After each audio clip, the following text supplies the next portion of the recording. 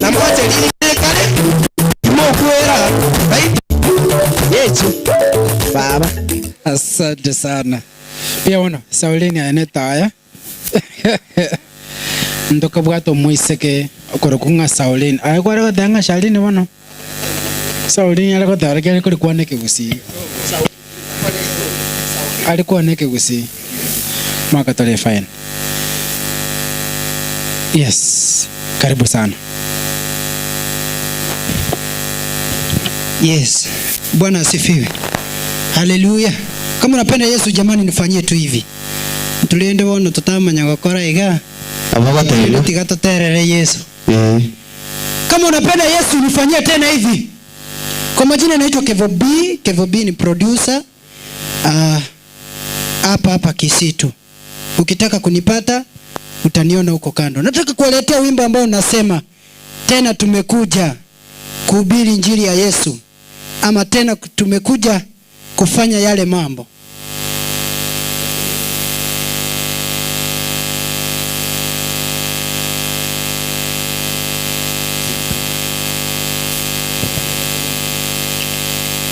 Kevo kwana. Yes. Njeni njoli nterete omulembe ngabalete rogotera gokurukunga.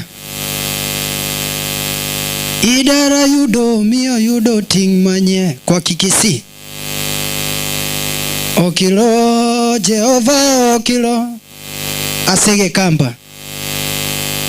Ngao wene munene Yesu ngao wene munene oyokolira makumi atata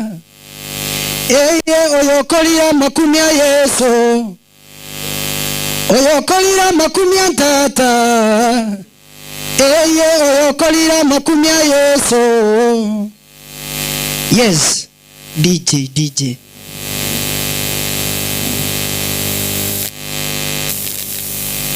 Yes.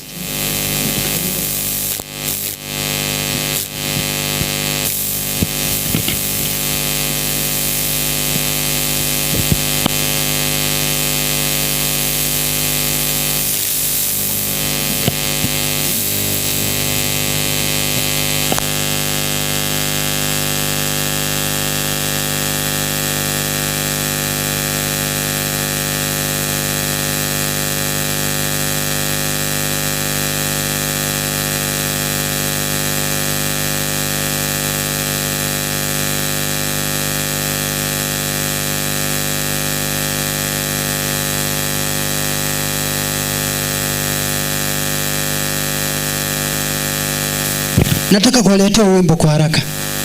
DJ. Nipe sauti.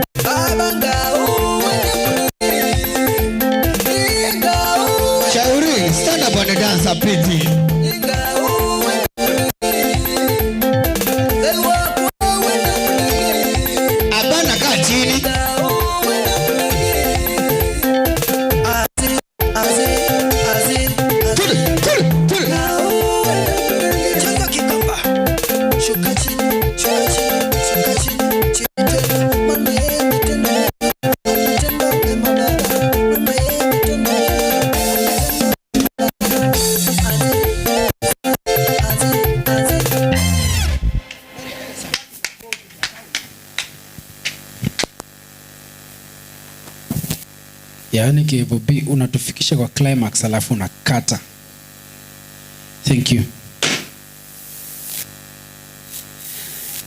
Kuna mtu ako na macho mbaya hapa. Unajua? All right, ladies and gentlemen. Today is a very, very special day to SAULINE here.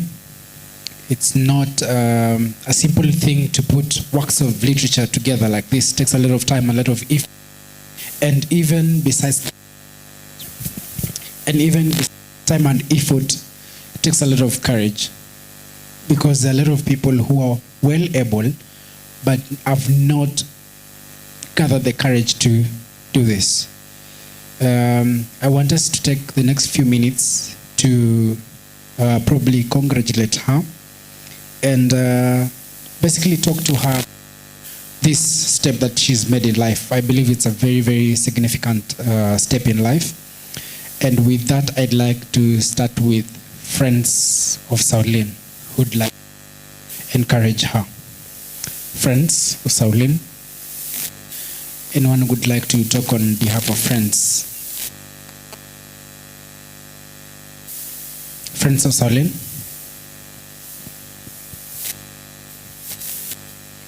Seke kusia basani ba SAULINE kaki.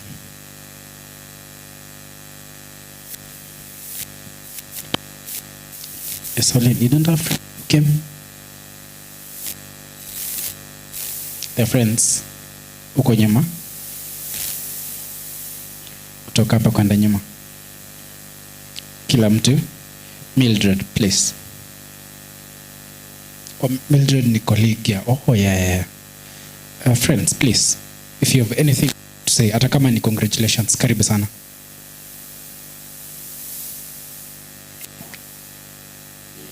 Yes, tuanzishie at least. Thank you. God is good all the time. I'm sorry of Adrian. Yeah, SAULINE is a friend. I came to know her after our spiritual dad mentioned about her book, and I was anxious. Who is this kissy lady who has written a book? And I wanted to see her and to know her.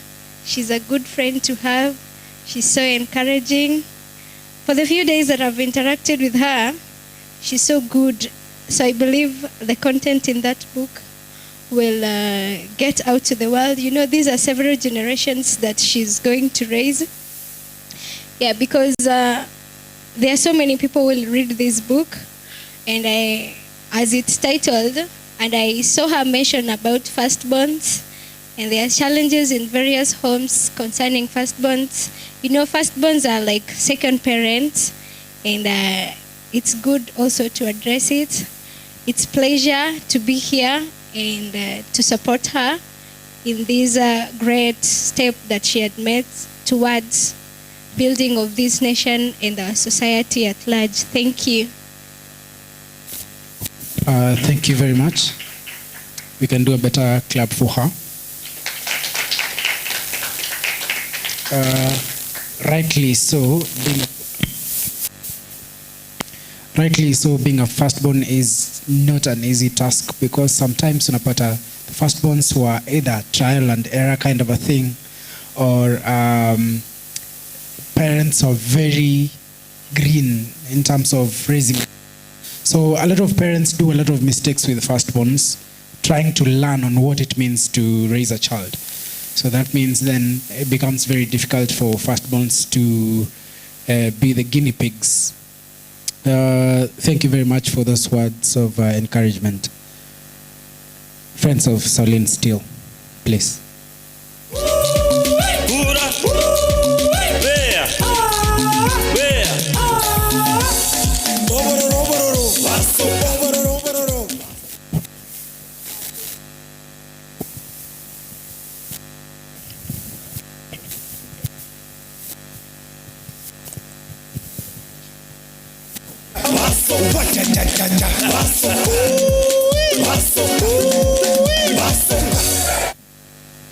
Okay, so good evening once more.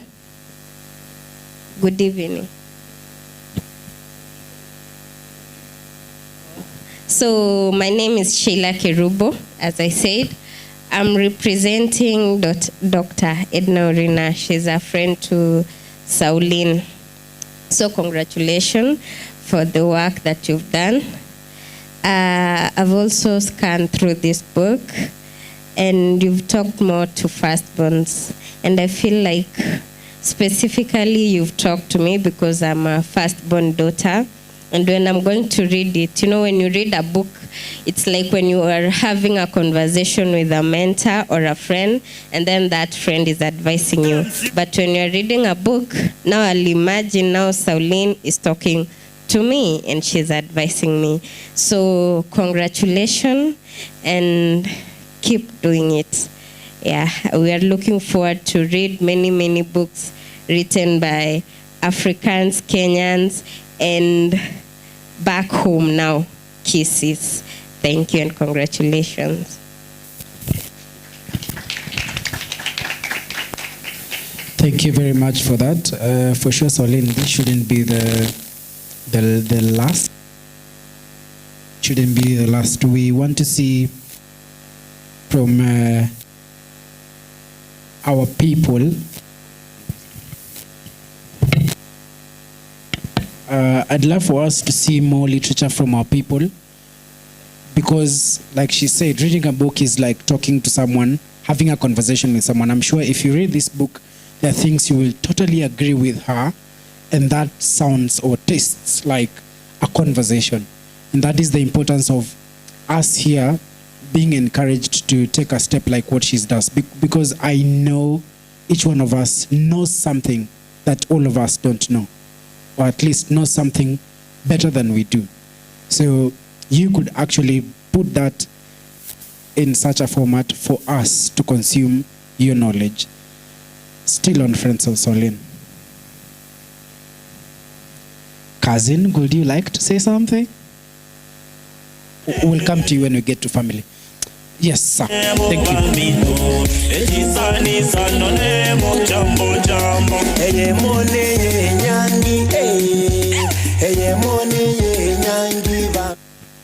Yes, habari zenu.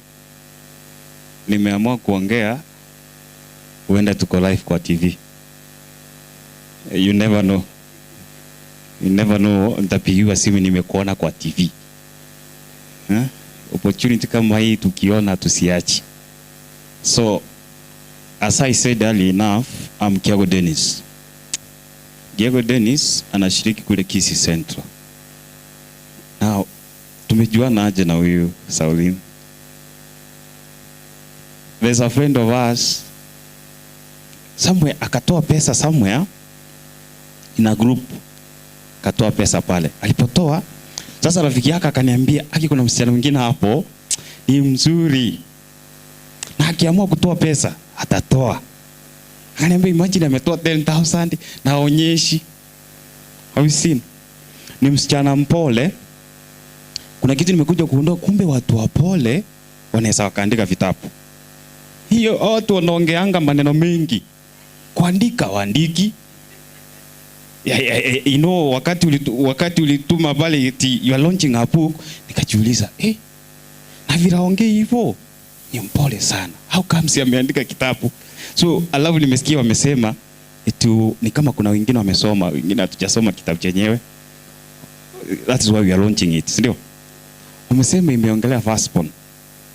Wakati nimesikia firstborn nikasema basi kama ametuwakilisha sisi ma firstborn, si tumwambie thank you. Ma firstborn tunapitianga shida mingi. Tulilea hao wengine wadogo, tena wakikuwa wakubwa anaanza kukuambia atakustaki kwa mami. Anashinda mama yako, alikuwa mama yako before. Huyu ndiye alikuwa mama yako before kuwa mama yake. Kwa hivyo SAULINE, I just came here kukupea pongezi sana. Kuandika kitabu, mimi hata sijui wanaanza aje. Maybe one day utakuja kuniambia how to start mpaka finally naandika kitabu. Maana sometimes hata tunashinda what to write, but umefanya kazi mzuri. Na once somebody amefanya kitu kidogo, hata kama ni kidogo, ni vizuri kumwambia nini? Pongezi. Kwa hivyo that is why we came here as friends to say congratulations for what you have done. So the friend who was sharing to me more about you, ako hapa. And you know what is funny? That friend of mine akafanya wedding. Na alipokufanya wedding tena akaniambia tunamaje na nani? Maji tulimaje na SAULINE. Wow. That was good. So friend of mine, I think Joe wasalimia. Unajijua. I don't want to mention your name. Joe Toro Kanye TV. Alafu kitu kingine nimeshangaa, SAULINE. Tumeketi pale. Alafu that friend of mine tena akaniambia unaona huko nyuma, huyo ndio mama ya SAULINE. Mwambia hapana. Akaniambia ni yeye. Mama, kumbe you're the one. I didn't know. Yule mama ni rafiki yangu sana. But mimi, but you are my friend, mama yako rafiki yangu, na hatujuani kama yule ndio mama ya nani? Ya SAULINE. Ni vile napenda kuongea sana. So thank you so much na Mungu awabariki. This is a friend of mine mwenye alikuwa anawaambia ndio huyo.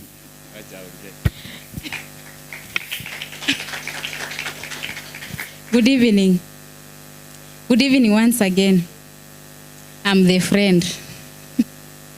My name is Emma, and I said SAULINE is my closest friend. We met in church, tukakuwa marafiki, and we are still friends. But all along, she never told me that she's writing a book. And I don't know the reason as to why she never told me. Probably I could have discouraged her. Because I'm one person who started writing in Kawacha, I have those drafts somewhere. So angeniambia maybe ningemdiscourage, but it's good she completed it na I hope you'll encourage me nimalize hiyo yangu. Thank you so much. It's not easy writing a book. It's not easy. In fact, when she told me the other time, it was after my wedding and she was among the maids. Sasa tumemaliza harusi ananiambia, you know, I'm launching a book, and I'm like, seriously? And you never told me all this long? So when she was telling me that she's launching a book, nikamuuliza, where do you get all this time sitting and writing a book? When I looked at it, nilikuwa nadhani ni mchezo. But then when I saw the book, nikasema ukweli, this girl was so serious. In fact, she wrote a book. So nikamuuliza, where do you get all this time? Because mimi concentration ati ninakaa sasa ninaandika, concentration inapotea haraka sana. Sipendi kufanya kitu ati sasa I'm there. Then the story I have about writing books, mara you take it for yes, unarudishwa, then unaambiwa go rekebisha. You see that patience, hata kupata motivation, it's not easy. We need to congratulate her. There is someone who wrote, it was a meme. Mtu alimaliza kuandika kitabu, akasema that this book is dedicated to my wife and my children. To were it not them, hii book ingemaliza kuandikwa 2 years ago. You see?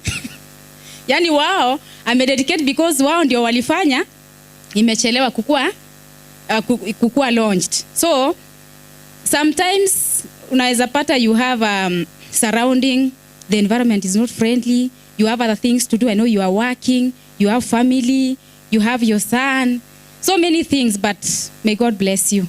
Keep writing more books, keep encouraging us. Mimi kwanza nataka unianzie, because tumeongea mambo ya leadership pale, mambo ya I'm a firstborn and I'm a leader.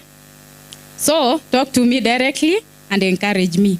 Keep going up and up, girl. You'll make it.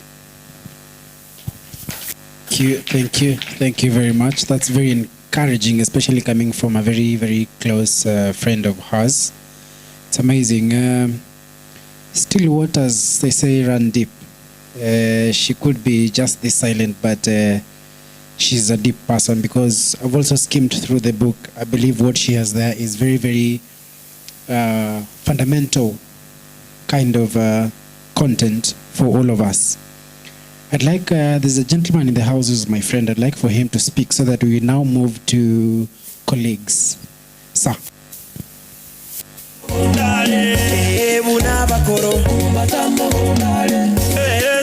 Fumba Makamogondale, Ebuna Bakoro, Makamogondale. Okay, thinking moi kente, moi moke.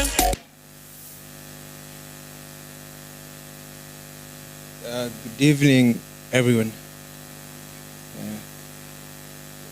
This was short notice. I had actually not intended to come and speak, but thankfully to my friend, now I'm here. Congratulations to SAULINE. This is perhaps one of the most amazing things that have ever happened, I think, to you as a person. I'd like to encourage you to just do a lot more of that and not just write one book.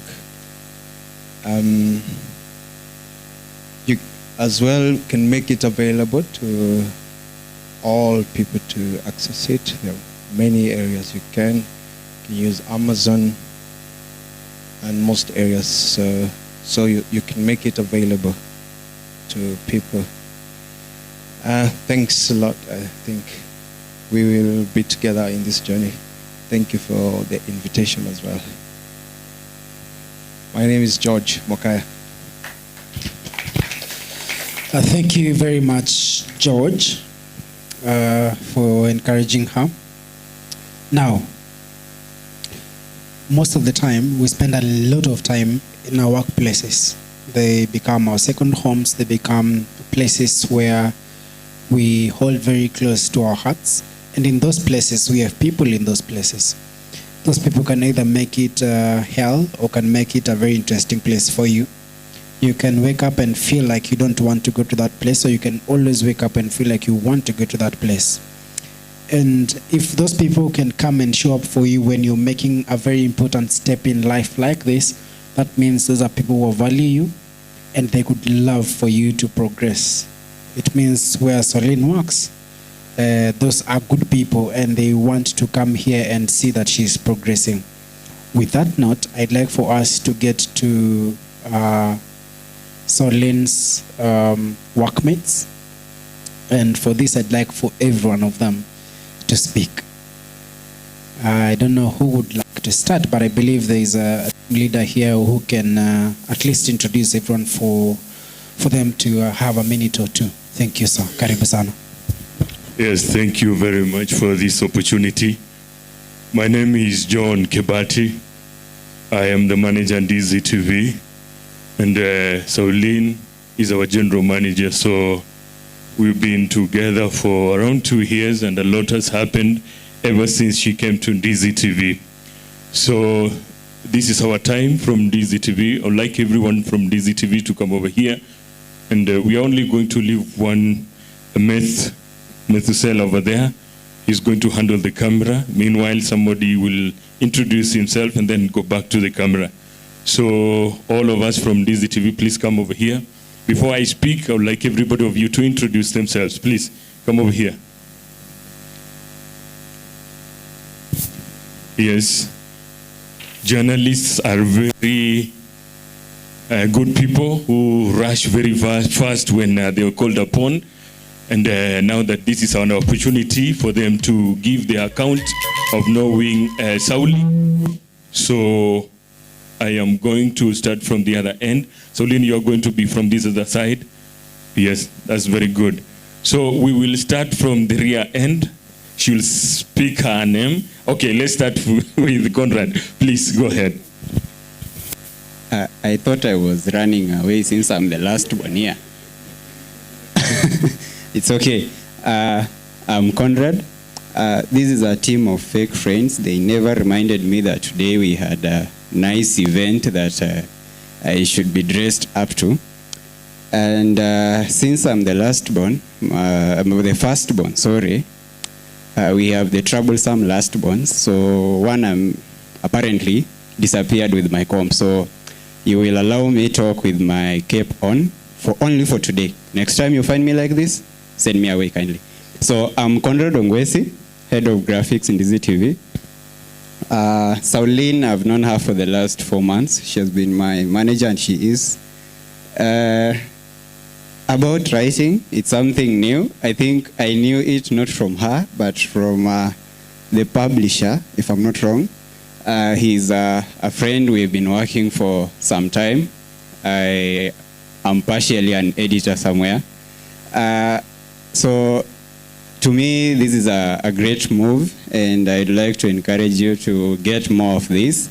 I'm a passionate reader. I love reading stories, and I think this is going to captivate me for a while before I get a new lover of a book. So to that, maybe I'd say thank you.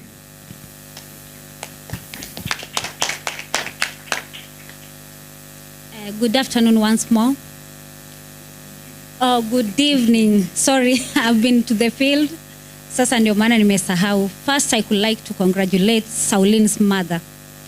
For me, I have 1,000 reasons to why I could say congratulations to you. First, Sauline is a very courageous woman or a lady.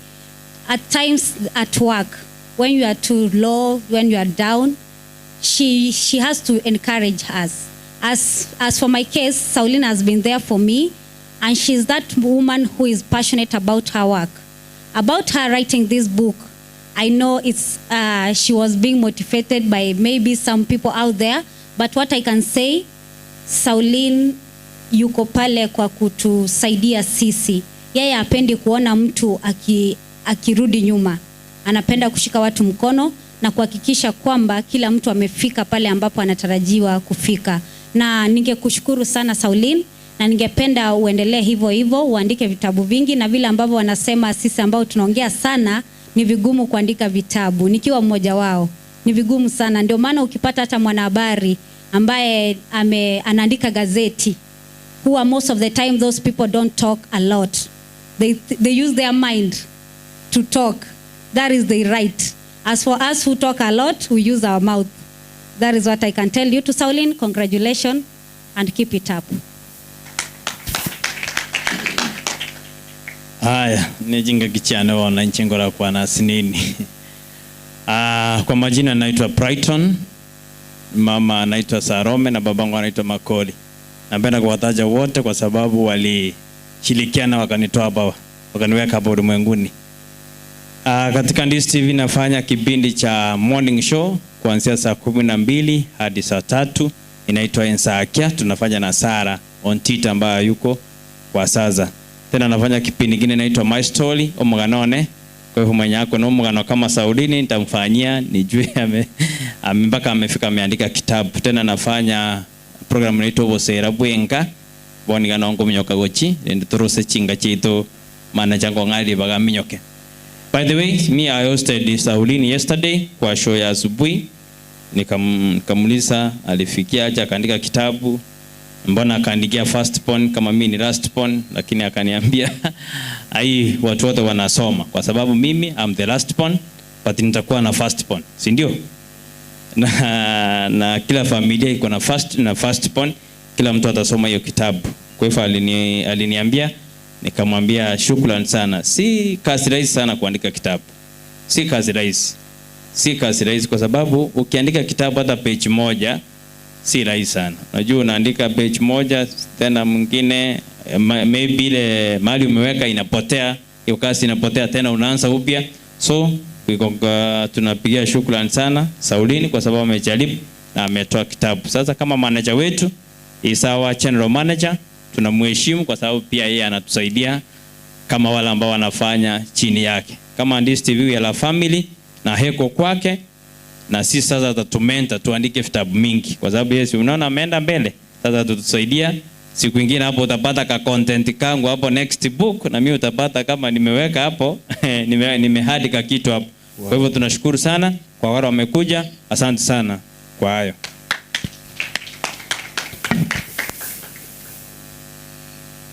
Good evening. Kwa wale ambao wako pale awali. Naitwa Methusela Umwagi, nafanya production pale Ndizi TV nyuma ya kamera. You're mostly sisi watu ongei. So Sauline, I just want to congratulate you kwa this move. Pia sisi na to motivate maybe kwenda mbele tuweze kuchukua step labda ya kuandika kitabu, and I want to assure you that nitasoma kitabu chenyewe. Thank you.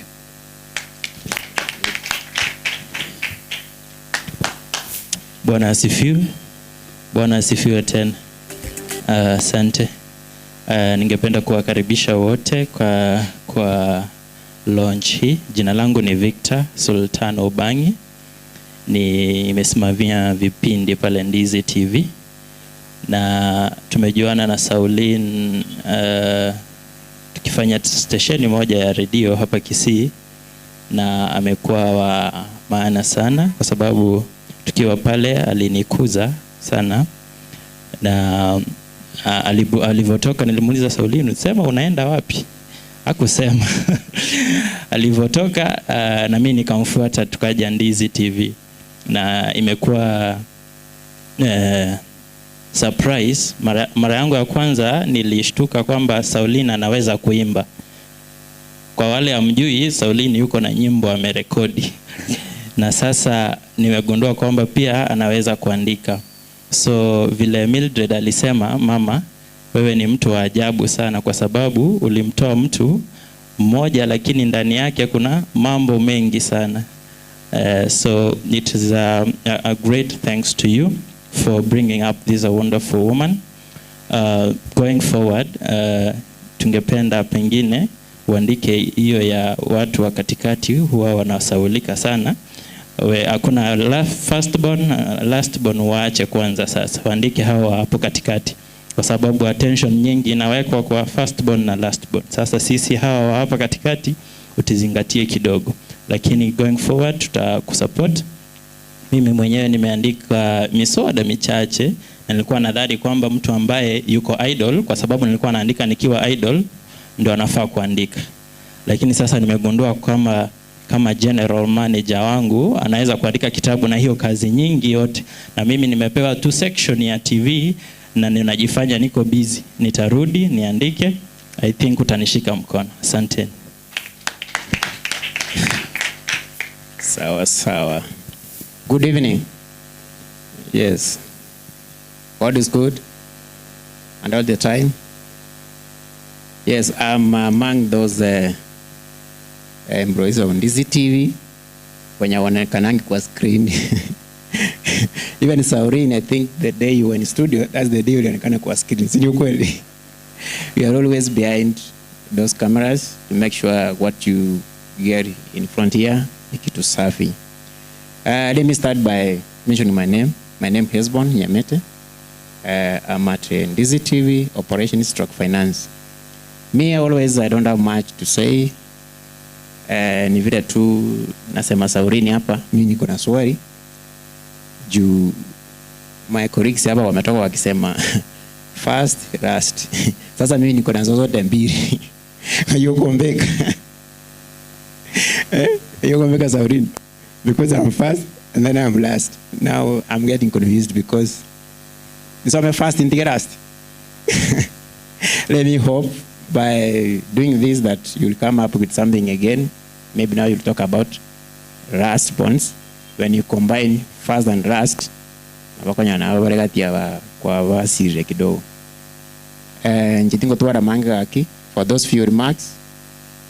Thank you.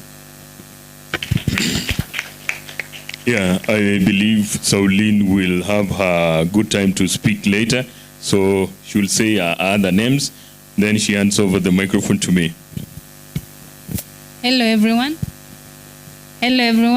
Hello. I'm SAULINE MBAKA. I'll come back to talk more. Thank you. Thank you very much for being that brief. So like I told you, my name is John Kebati. I'm the manager at Ndizi TV. And just to speak a little about Ndizi TV, we started way back in 2021. We are barely 2 years old. And God has been very good to us, and we've grown heights. I want to speak of SAULINE. I am amongst the few people who were there when we started in Ndizi TV. And it coincides that that very room over there, that is where we launched in Ndizi TV. Can remember that room on the other side there? That's where we launched in Ndizi TV. around 2 years ago. And we never had much, just programs and a few things around. We never had business until SAULINE came on board. That's when things started changing. She had some good experience from where she was working. And when she came over, we started getting business. Ever since, we've never looked behind. We've been getting business in all the time until we celebrated our first here just last year at Carmel Park. And so far, a lot of things happened. Started around, we were around 10 people at Ndizi TV. To this extent, we are around 25 and counting. That means growth. We have grown a great deal. And if you've not been to Ndizi TV, then you've not been to anywhere. There are people here who've been to TV, they can attest. Madam, she has been to Ndizi TV several times. So we believe you are doing something in your life. Whatever you are doing there has a section in Ndizi TV, whether it's business. We have programs called Ensayo Bonchoria. You must be doing some business somewhere. So we can feature you in the Ndizi TV. Either you are a doctor, we also have a program called Okomenyo Kuyakebo Chenu. That means it's a health program. You can still come there and get covered on what you do, on how you treat people. If you are a politician, we have several programs that talk about politics. You can come and be featured there, and you give people content. We have Chingigekero Chomogusi. It's a culture program. It talks about tenets and foundations of Omogusi. Chingigekero na Ichikorogu tenets. So it's an all-round television station. We have a lot. And if you've not gotten an opportunity to be in Ndizi TV, please, we have our reporters all over. We have our social media accounts. And if you've not subscribed to Ndizi TV, please, this is the right time. I believe you have your smartphones over there. Please, MC, I don't think you've subscribed to Ndizi TV. Have you? Really? You were there? That's okay. I think your friends, a few here, have not subscribed to Ndizi TV. Go to YouTube right away now. Go to Ndizi TV News. YouTube, it's Ndizi TV News. And subscribe. Every time we post new information over there, you'll just get it. Then on Facebook, you go to Ndizi TV News Digital. Ndizi TV News Digital. Then you subscribe, you follow us, and you keep sharing to your friends out there. The reason I've spoken a lot about Ndizi TV, this is where we knew SAULINE, and we've worked together, and she has been of great help to us. So thank you very much, everybody. In fact, our directors, they are not in this country, they are in the other country. Most of you know which other country people go and make a lot of money. So that's where they are. In fact, they are making big money, and they're sending down here. That's why we are shining, actually. So thank you very much for this opportunity. And every time you are in your house, make sure you watch Ndizi TV, because it is the only local TV here that has so many local programs. I want you to give you some homework. Enda uangalie TV zingine zenye ni za local, and uangalie Ndizi TV. We spend so much time, so much money going down there, doing research, looking for people to put them on TV to give you the real stuff, the real local content ya kutoka Kisii. So just go and do that research on your own, and you'll come to tell us. So thank you for this opportunity, SAULINE. I'm a firstborn son in my family, or where I come from, and there are a lot of things to do with that. Unaweza chelewa kuoa kwa sababu unasomesha watoto wenu. Wakipata kazi wanakudharau. They think you are stupid. But most of your money you used to school them. Now when they marry good wives and have big phones, they think you are stupid, you wasted so much of your time, and you didn't marry at the right time. But they don't know all your energies has been used on them. So these people in between here and down there, they should be told that we told for them. We showed them the way. That is what they are today, because we showed them the right way. So thank you very much for everybody.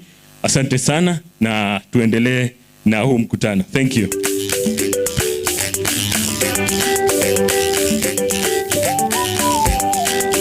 Magana maya akimwa kwanire ndizi mbuyere baba Baito Sauline Minto Abambu Yore Ore so wonderful Ore so beautiful Tenena narora Hioronko ignora Tua wato mo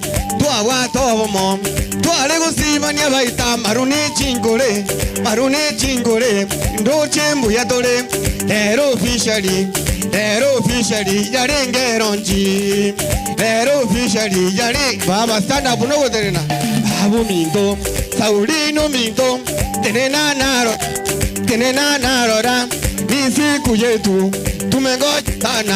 Tumengoja sana Finally yaikire Wageni waikira Mosi welcome Emata imokango Emata narora Baito Heke iririato Abambu yamore Wageni waikira Abambu yore Ejombu yore Nairimbu yore Enchero bangere Enchero pimete Naintuto kine Baba no muyore Kaye Orora marekaye Mareke bizugwiti Agoke bizugwiti Baba mbuyatore Heke iririato bono Heke iririato Indisimbu yere Ena moikara Ndoche morosire Ena se Kubarangerinde Kwanzu Baba mbuyamono Kairimbu yore Baito DJ. Thank you very much, and thank you very much Ndizi TV for all that you've done to SAULINE. I want to hope and pray that you'll help her push her works to reach wherever levels that she wants to reach to, and even beyond, because I believe that there is capacity and capability for you guys to do that. I'd like for us to get to family now. Viola, tafadhali.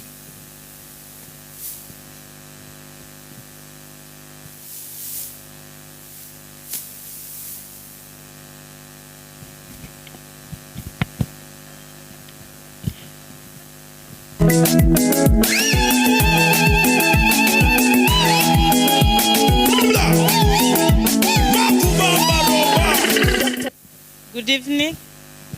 Good evening again. My name is Viola Kwamboka, cousin to SAULINE. She's my first cousin, and I'm also a firstborn, just like her. And I haven't read the book, but I believe kitu yenye iko huko ni kitu ya maana sana, because I believe in her. She's a writer. She can sing. She can dance. Akona talent mingi. Yes. Apart from your skill ya kuandika, akona talent, and I'm happy for you. I believe you can do more. Na nakuombea mema. Uzidi kuendelea kufanya ile kitu unafanya. Thank you very much, Viola. Thank you. It's very important for family to stand with you when you're making such steps in life. Thank you very much. I'd like for this time for Sarah, your sister, to come and shine a light on you. And like he said, you can spend a lot of your resources on your family and not get the appreciation that you should get in return. But if she can come here today to celebrate you and wear such a nice dress to your occasion, that means she values you. Sarah, please.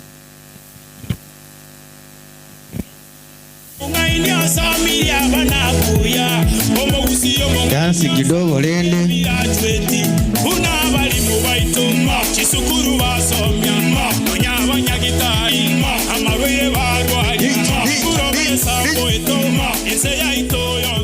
Asante. Habari zenu leo? I'm nervous. Hii ni siku kubwa sana. So, first of all, ningependa kuongea on behalf of our brother. Ayuko huku, called MBAKA. He has been also Grate amechangia kwa success ya hii kitabu in terms of support. So Mike wanted me to say congratulations to you. Yeah, very proud of you. And you've led him, like being the firstborn, you've led him throughout the way. So he's very happy. Yeah. And then first of all, I want also to say that I'm not a firstborn, but SAULINE has brought out leadership skills and mentality and attitude in me. Yeah, most people say you're bossy, and I'm like, it's okay to be bossy. You don't have to be a firstborn to be a leader.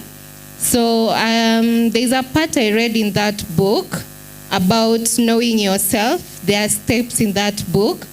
When you ask people, what do you want to be 3 years from now? They know the answer. But who are you today? They don't know. Most people, when they ask me, who are you? I usually say, my name is Sarah, those kind of stuff. But I don't know, I have these leadership skills. I can be a great person in a thing or two. But that book says, know yourself, then you can know where you want to be, which is really great. So make sure you read that. It's very simple. It has the steps, and it's very encouraging. And being a sister to SAULINE, I've seen her being an example to us. Sometimes you don't appreciate, but we love you. Yeah, and even if I'm given a second chance, I won't want anyone else to be my sister. Yes, and Blessed Joshua is so blessed to have you as a mom. I know he couldn't make it here today, but he's very proud of you. And I want to encourage you to come on with more series of the book, because it's a very interesting book. But we thank God Almighty for you. And it has been a journey, a long journey.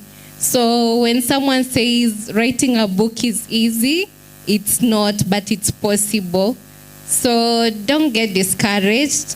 You might not be a good author, some people here, but you can have a talent. So just feel encouraged. She's a great mentor, a great friend. She listens. And also, yeah, I'm really glad that you showed up. Na tuchangamke. Msifanye ikwe too serious. Yeah, tuchangamke. Let's give her the support. And if you don't have a copy, tuko nazo hapa hii. If you want to buy online, she'll send out the links. Yes, so let's feel welcomed and honored to be here. Yeah, and later on she'll put one of the songs she sang.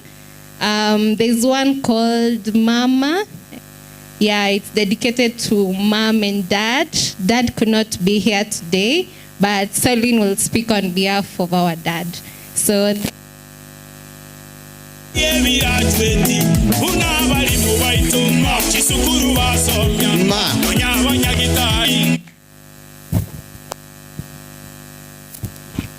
Thank you very much, Sarah.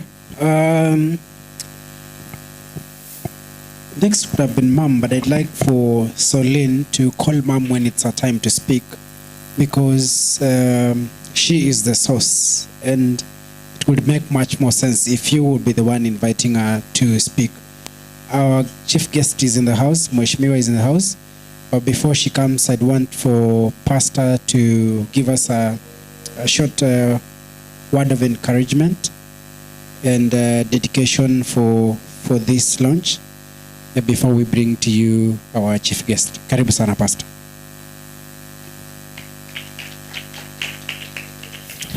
You can do better, you can do better.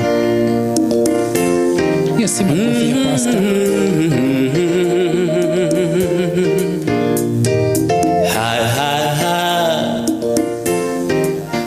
Amen. Kama unaniona punge mkono tafadhali.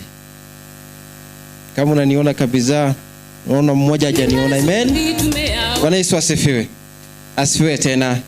Are you happy? If you're happy and you know, say amen. Amen. If you're happy and you know, say amen. Amen. Congrats, sister. Pleasure. I'm happy for the opportunity. I'm so grateful for the permission again. I cannot criticize nor say anything, but I know all things work for good, and God's timing is the best time. First of all, before I speak anything, allow me say that all glory deserves to the Almighty who has made it for us to be here this day. I want to give a uniform information that is biblical, what the Bible says about us today. And my key verse is going to come from the book of Matthew chapter 6 verse 10. And I wish someone read it for us. As we have a short message, I'm told I'm supposed to take at most 10 minutes. May someone please read for us.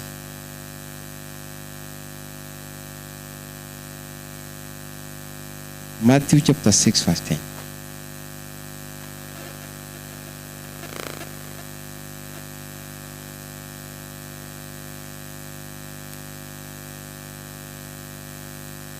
Sipendi kujisomea, itakuwa ni maneno yangu. Acha Biblia iseme, maana imeandikwa. Inasema mapenzi yako yatimizwe hapa duniani kama huko mbinguni. Amen. And that's the word of God. Let's pray. Father Lord, in the name of Jesus Christ, we honor you this particular time for the greatness we can see around and along. Indeed, all of us here, we have a testimony to tell that you have really been a faithful Father, gracious and merciful Lord in our lives. Once again, you have prepared for us a table to share our word. May you feed us by the power of the Holy Spirit. In the mighty name of Jesus Christ, we pray and believe. Amen.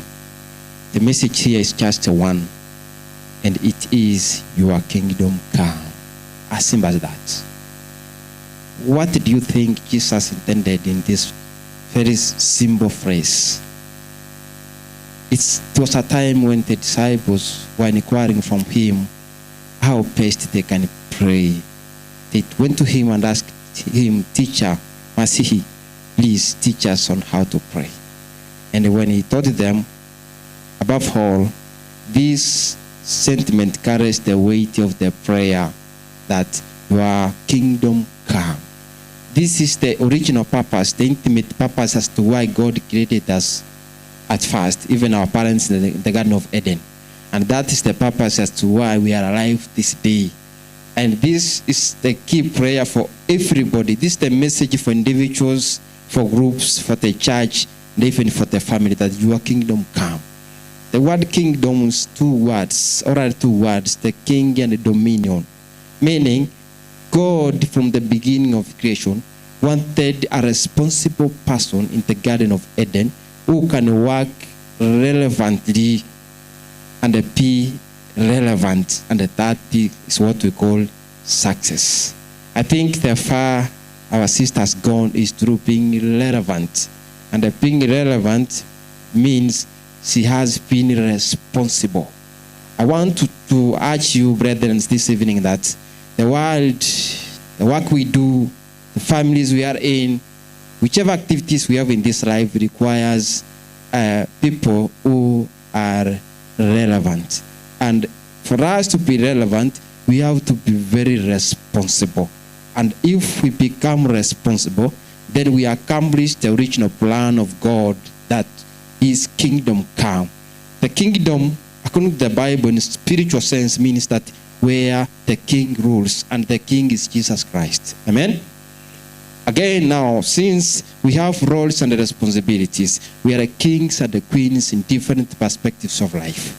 I believe, and I'm urging you, that in whichever area of work, profession, activity you are in, let it be known that it's you work there. Let it be known where a mother is, that there is a mother here. Let that be known where presenters are supposed to be, they are presenting well. So my short and I know complete message this evening is that let us all try to be responsible, and the responsibility will bring about the ruling and ruling, we become kings. And when we become kings, we are called responsible people or citizens. And if we become responsible, we become relevant. May God bless you. Thank you so much. Amen.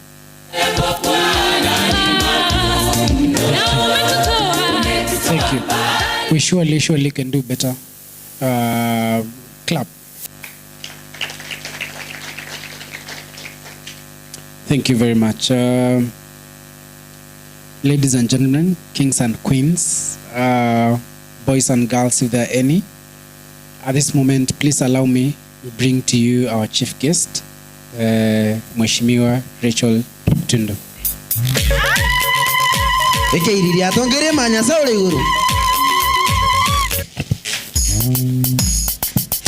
Mheshimiwa Grate sinini.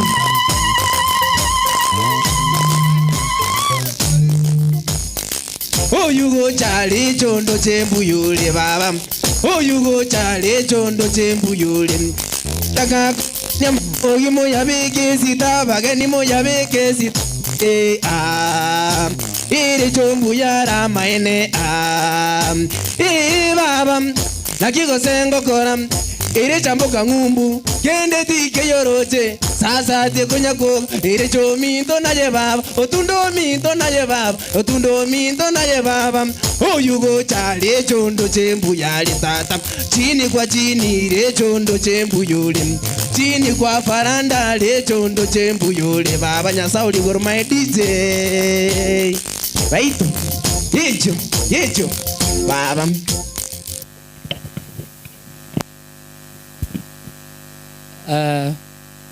My name is Rael Otundo, and I want to say hi to all of you. Habari yenu, habari ya jioni. Mungu ni mwema, tumefika leo. I am happy today to be a chief guest on the launch of this book, First Great Success. My daughter here, by the name SAULINE, came to look for me, and she told me to be a guest today.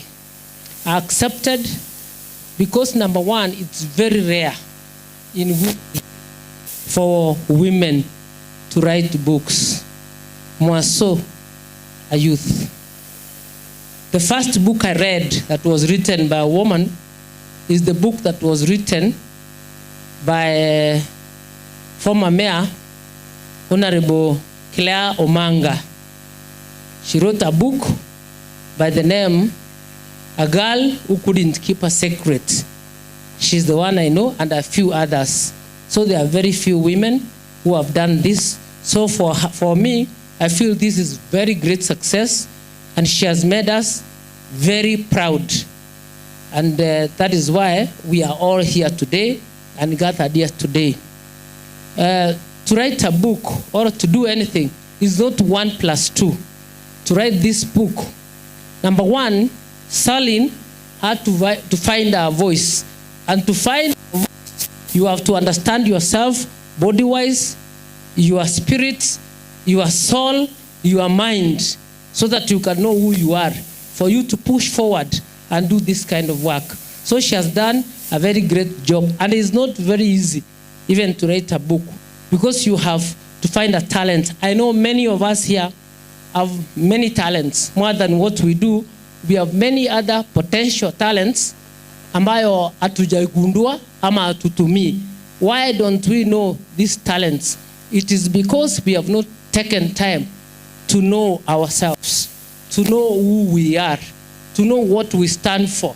So we need to find ourselves, find our voice, then we can be able to know what to do so that we can be able to leave a legacy. That is one thing I have to say. And in this book, if you read what I'm saying, it's all in this book. At least me, I'm lucky, I have read the book. And when you read this book, she starts from this business of prayer. And I know for her to have done that, she did what we call prayer. And in prayer, we all assume that we know how to pray. But even me recently is when I realized that there's a difference in prayer. When you are praying for what you need, And I can share it with you. And it's all in this book. Let me just say before you read the book. It's all in this book. Once you want to pray, and you want to pray for something, one thing you must do is to say thanks to God. Give gratitude to God. That is number one. Number two, you have, in giving gratitude, you have to appreciate everything that God has given you. And apart from that, you have to also ask God to give you today. For yesterday is gone. Tomorrow has not come. So usiombe ati Mungu naomba unisaidie so that I get this tomorrow. So ask for what you want today. And when you are asking for it, you must have faith. So like uone ya kwamba imefanyika. Unajua kuomba is another story and faith is another. That is where you start from to even follow your passion. And for you to do anything like what she has done in this book that she has written, what SAULINE has done in writing a book, you have to have a dream. That is the vision. I realized about dream many years ago when I was listening to a country music song by the name Kenny Rogers, who sings a song called The Gambler. That's in that song, you'll go and listen to it, The Gambler. Let me say, I am not a very good singer, but I can say a little about what he says. He said that the best you can hope for is to die in your dreams. I know we all have dreams, but there are still people who don't dream, and yet dreaming is free. So if you don't dream, you go ask yourself what your problem is, because a dream is what becomes a reality. For her to have done this, she started by dreaming. She dreamt and believed that she write a book. And at the end of the day, we have the book here that has been written by her. And in this book, there is a lot about how you are supposed to encourage yourself. In fact, before you get encouraged by anybody else, or before you get consoled, or before you get, you must start by yourself. You must believe in yourself. You know me, I'm trying to give a summary on what is in this book. You must believe in yourself, and once you believe in yourself and start working on what you want, you will get it. And I'm asking all of you to read this book. It has everything from prayer. It has everything. It is actually, even if it's about firstborns is only a reference. But what is in this book, it is inspiration. There is a lot of inspiration in this book, and I believe you read this book, it's going to assist you a lot. I want to thank SAULINE because she has understood the people of today. People of today do not want big books with big volumes. Once you look at such a book, you won't even read. This is a small book, but it has a lot.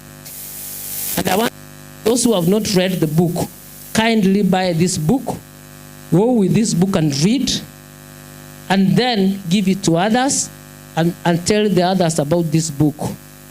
Because I forgot one of the things you do when you pray is that ask God that you can also give others.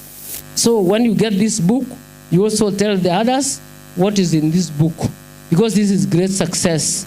So it's a small book, but it has a lot in it. For those who have read, they know. And for her to have written this book, there is something called discipline. You have to have that discipline. You must discipline yourself and be consistent and keep working until you do the book. And that's what she has done. Most of us, even businesses, we start, we want to see fruits tomorrow. When you don't see them, you don't even want to continue the business. At the end of the day, it dies. Those who have been so successful in business, like Dr. Enoch here, he can tell you when he started, not so easy. But after he kept on, and since he was looking at the ball, at the end of the day, he succeeded very well. She went through it to have come up with this book. If you look at the color of this book, is a very beautiful color. It's a feminine color, and feminine colors are very beautiful. So buy this book and spread the news about this book, because it's a good book. Many of us get satisfied with what we do. We don't want to do other things that are extra. Her, you can hear she has a big portfolio at Indizi TV. She's very busy, but still she has created that time to do this. What I'm asking all of you, ask yourself, what legacy will you leave behind? Don't have talents which you will die with. Isifike ile siku ya kukufa, ile talent zako zinakuuliza, kwani unakufa na sisi? You did not even exploit us. In fact, if you go to the grave, you will find the spirits there with many talents, because many people, they never exploit their talents. And exploiting a talent is not easy. Doing this is not easy, because this meant resources. This meant that sacrifice, and I want to thank the family, because it was not so easy to do this book without the family, for the support that you gave her, and you have said it here, and I want to really appreciate. And what I can tell you, my sister or my daughter, you will go so far with what you are doing. It is the best, and from her we should learn that whatever we are trying to do, we shouldn't give up. Let me tell you today, I am a politician. I've been trying to look for a seat, and I've tried so many times. I have never given up, and I'll never give up. We do this business, we lose so much money, we become so broke, but at the end of the day, we pick pieces, we pray, as we have said, we work, and still we will be there in 2027. So even you, for whatever you are thinking and whatever you want, you will get it. And even me, I can tell you today, even from whatever I've gone through, I know one day the door will be open for me. When you are trying something, and you find that whatever you are trying to do is difficult, just continue doing it. And even when you fail, just thank God. And they say thank God for everything. Because when you thank God, that means God is preparing you for better and bigger things. You can see from what she did, that is why she has produced this book. How many of you here have written a book? How many of you? Very few, or they are not there. Is it not so? So that is why I want to really thank her, and it's so unfortunate because kama ingekuwa ni kwingine, and our lady like this one has written a book, you could find so many people wanting to attend. But in Gusii here, people even don't value people who write books. And books are very, very important. That's why people even never steal from bookshops. So you know that. I don't know whether it is, I don't know really, but what I can tell you, kwa ufupi, kwa hii kitabu, nyinyi wote, musome kwa hii kitabu. It has everything that will change your life. And if you read this book and you don't change, that means you have not understood. You read again and again until you understand. The book has very good print. And on the other hand, it is a book written by a lady. Even the men who are here, buy these books for your friends. Unua yako, ngine moja chukulia rafiki yako. Ama namna gani? And we believe that success is what you build yourself. So I'm so happy to be here, and I've come here because she's a lady, and we need to support her in all ways. In fact, wakati kama wake, saa hii ndio tungekuwa na MCA, tukuwe na MP, the woman rep of the area, ama namna gani? I don't know what is wrong with that, but you go and report. Usimuko na news hapa, enda muweke ya kwamba sisi wakati tuko na vitu kama hizi, tunapata wale ambayo ni wale tumechagua viti. They don't come to support talent. Kama ingekuwa ni football wangeenda, lakini kama ni kitabu yenye imeandikwa, and there's a lot of sacrifice put to it, inapatikana ya kwamba hakuji. So they should also be told that they need to appreciate and need to know who SAULINE is and the much that she has done, and appreciate her. That is what I'll have to say. Having said that, I want to wish you the very best, and I know you are going to go far. It is good that you have many talents. Some of us have a few talents, and some of the talents we have, we discovered them recently. And many talents, you wouldn't even discover them. Even the talents of biashara ya kutafuta siasa, unajua ni talent. Yes. Wakati nilikuwa Kericho, ndio nilidiscover ya kwamba I can be politician. Do you know how?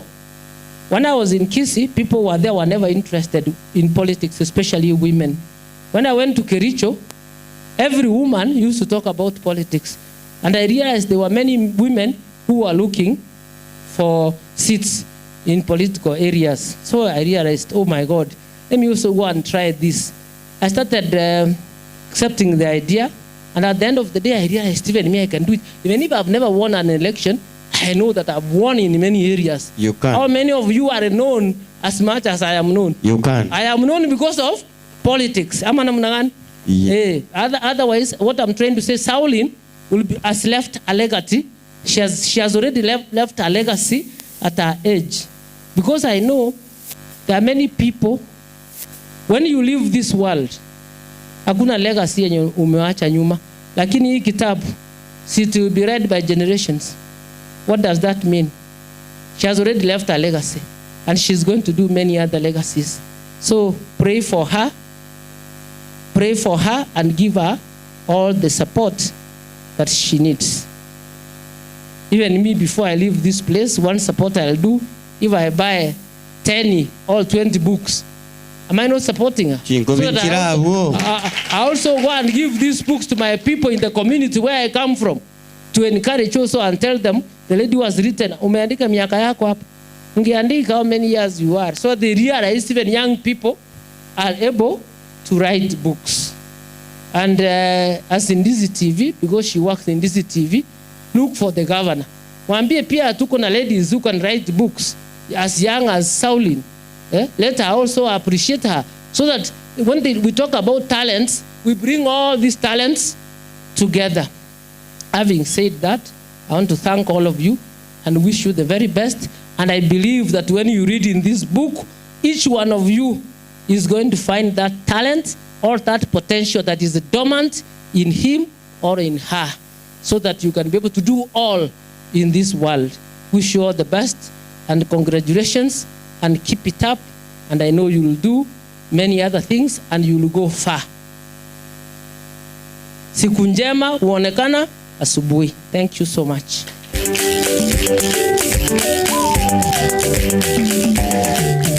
Let's keep clapping, keep clapping, keep clapping, keep clapping. Mangana tuaretire SAULINE mingo echiru bangiti tata kulende nanda gokonye DJ. Thank you very much. Thank you very much. Yani, it's not easy to hear most of the time a politician inspire a generation in that sense. Most of the time, people come and talk about their interests. Most of the time. But what you said, I actually felt a mother speaking to me that I have talents that I can discover if I looked keenly. And if I pushed myself properly, I can get to wherever level I can get to. And you are a source of inspiration by saying that you've done this politics business for a long time and you're not giving up and you're not about to give up. That is true inspiration. Thank you very much for that.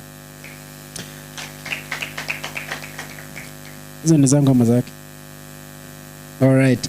So, ladies and gentlemen, the reason why we are here. Help me bring to you the trailblazer and the author of the book First Great Success, Miss SAULINE MBAKA. Tenena narora, tegeni keli moigo, baba mbuyore, haya ne taya, haya ne taya. Enjira tu bangete, enjira tu pimete. Agacha minto, tu agacha minto. Dairimbu ya monba, ya sogoja. Dairimbu ya mono baba. Tenena narora, maiganyarire. Tenena ngukwanye, tenena ngukwanye. Maigankolire, maigankolire. Enjira ngumanete. Gwanya koba mwoba, gwanya koba mwoba. Tata tolende, tata tokonye. Era undiende minto, mawosi boire. Kajibana wachi wachi DJ. Asante. Please forgive me. There are other visitors in the house that I'd like for us to listen to before we bring SAULINE. I'm so sorry for breaking protocol. Since you've forgiven me, Daktari, tafadhali. Karibu sana.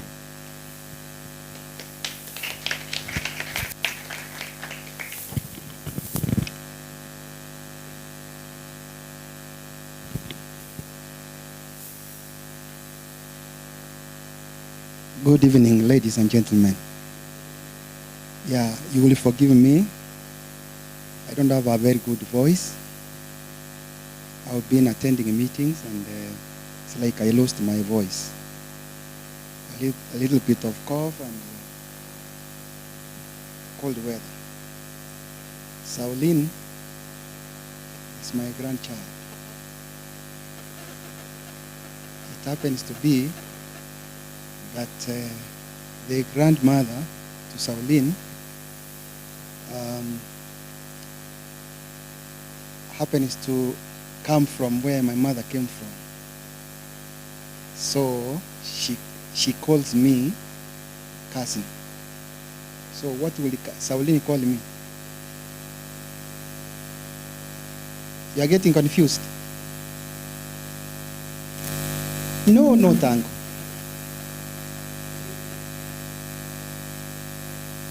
The mother calls me uncle. So the mother calls my mother auntie. Okay? Yeah. I didn't know this until recently when she came to my office and she was actively looking for business. With that seriousness. And I was thinking she was becoming a bother. I tried to throw her to my manager. She had bothered the manager and the manager had thrown her to me without saying a word. Trying to make sure that this TV gets business. She told me a lot of things that in this TV can be able to assist our business to do and achieve. I only came to discover she's a relative. I think, was it last Sunday when you told me this? It was last Sunday during our home church morning prayers. I was like, SAULINE, I've known SAULINE. She even sold a book to me without mention that she's my granddaughter. My name is Dr. Enoch Honda, the founder of Enoch Magrovet Limited. I'm a veterinarian by profession. A few decades gone. Jane Linda has been my cousin's daughter for long. We go together to Central Church together. Same home church. Sharing ideas together. So our home church was supposed to be here because they got the invitation from mother. But unfortunately, Friday being a day for funerals, many people found themselves out there. Even as we just came from a funeral of one of our church members who got an accident. So in our home church, we have a chairman. And this chairman is a scholar, is a a lecturer at one of the universities. His name is Dr. Samson Moracha, and I would like him to speak before I speak and say a word of congratulations to this grandchild.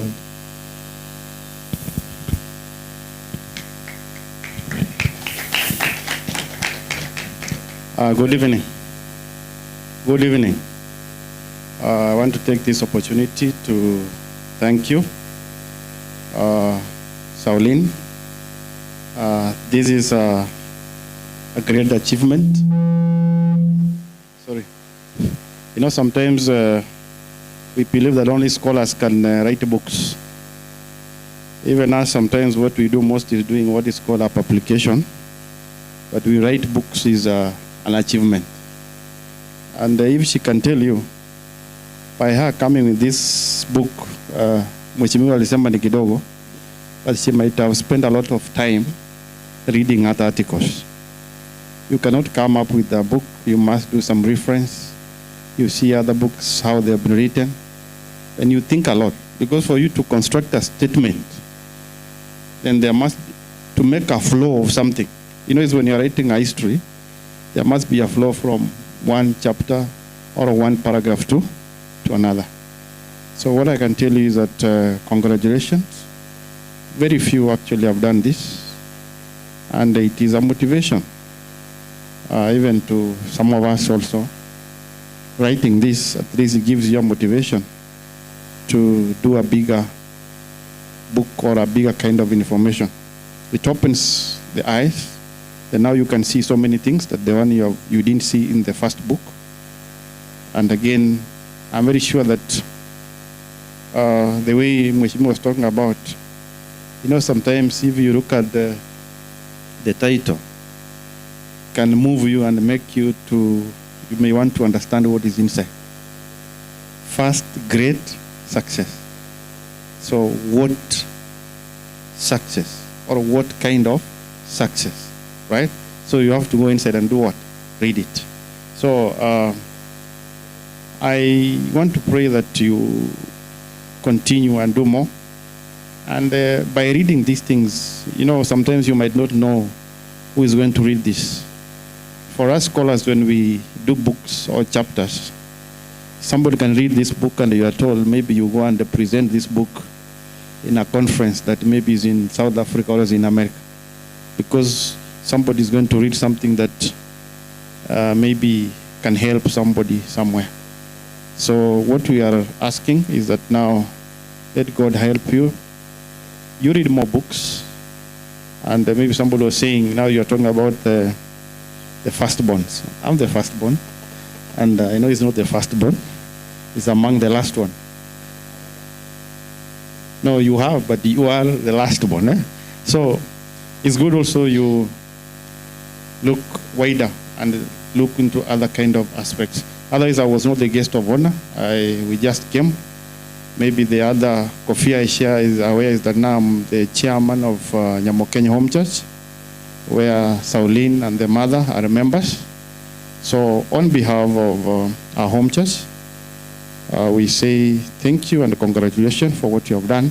I know it's a motivation to some of our children or maybe brothers and sisters in the home church. And we are going to make sure that some of them, they have these books, they read. It is a motivation. Maybe the only difference is that now this book was launched when most of the youths and even the children, high schools, they have not closed school. I wish it was a period when the schools zilikuwa zimefungwa. But all the same, we are a small family, active one, and I promise you that we are going to make sure that we are going to table this book on Sunday in our home church, and we are going to encourage our members to have a copy, and through that, that is one way we can be able to promote you. Otherwise, thank you so much. I wish you the best. Dr. Samson, thank you so much. What I will want to say, and I want to emphasize the color of this book before you even check what the topics or the heading is. They say out there that a good book, you learn it, you admire it by what? By the the cover. First great success.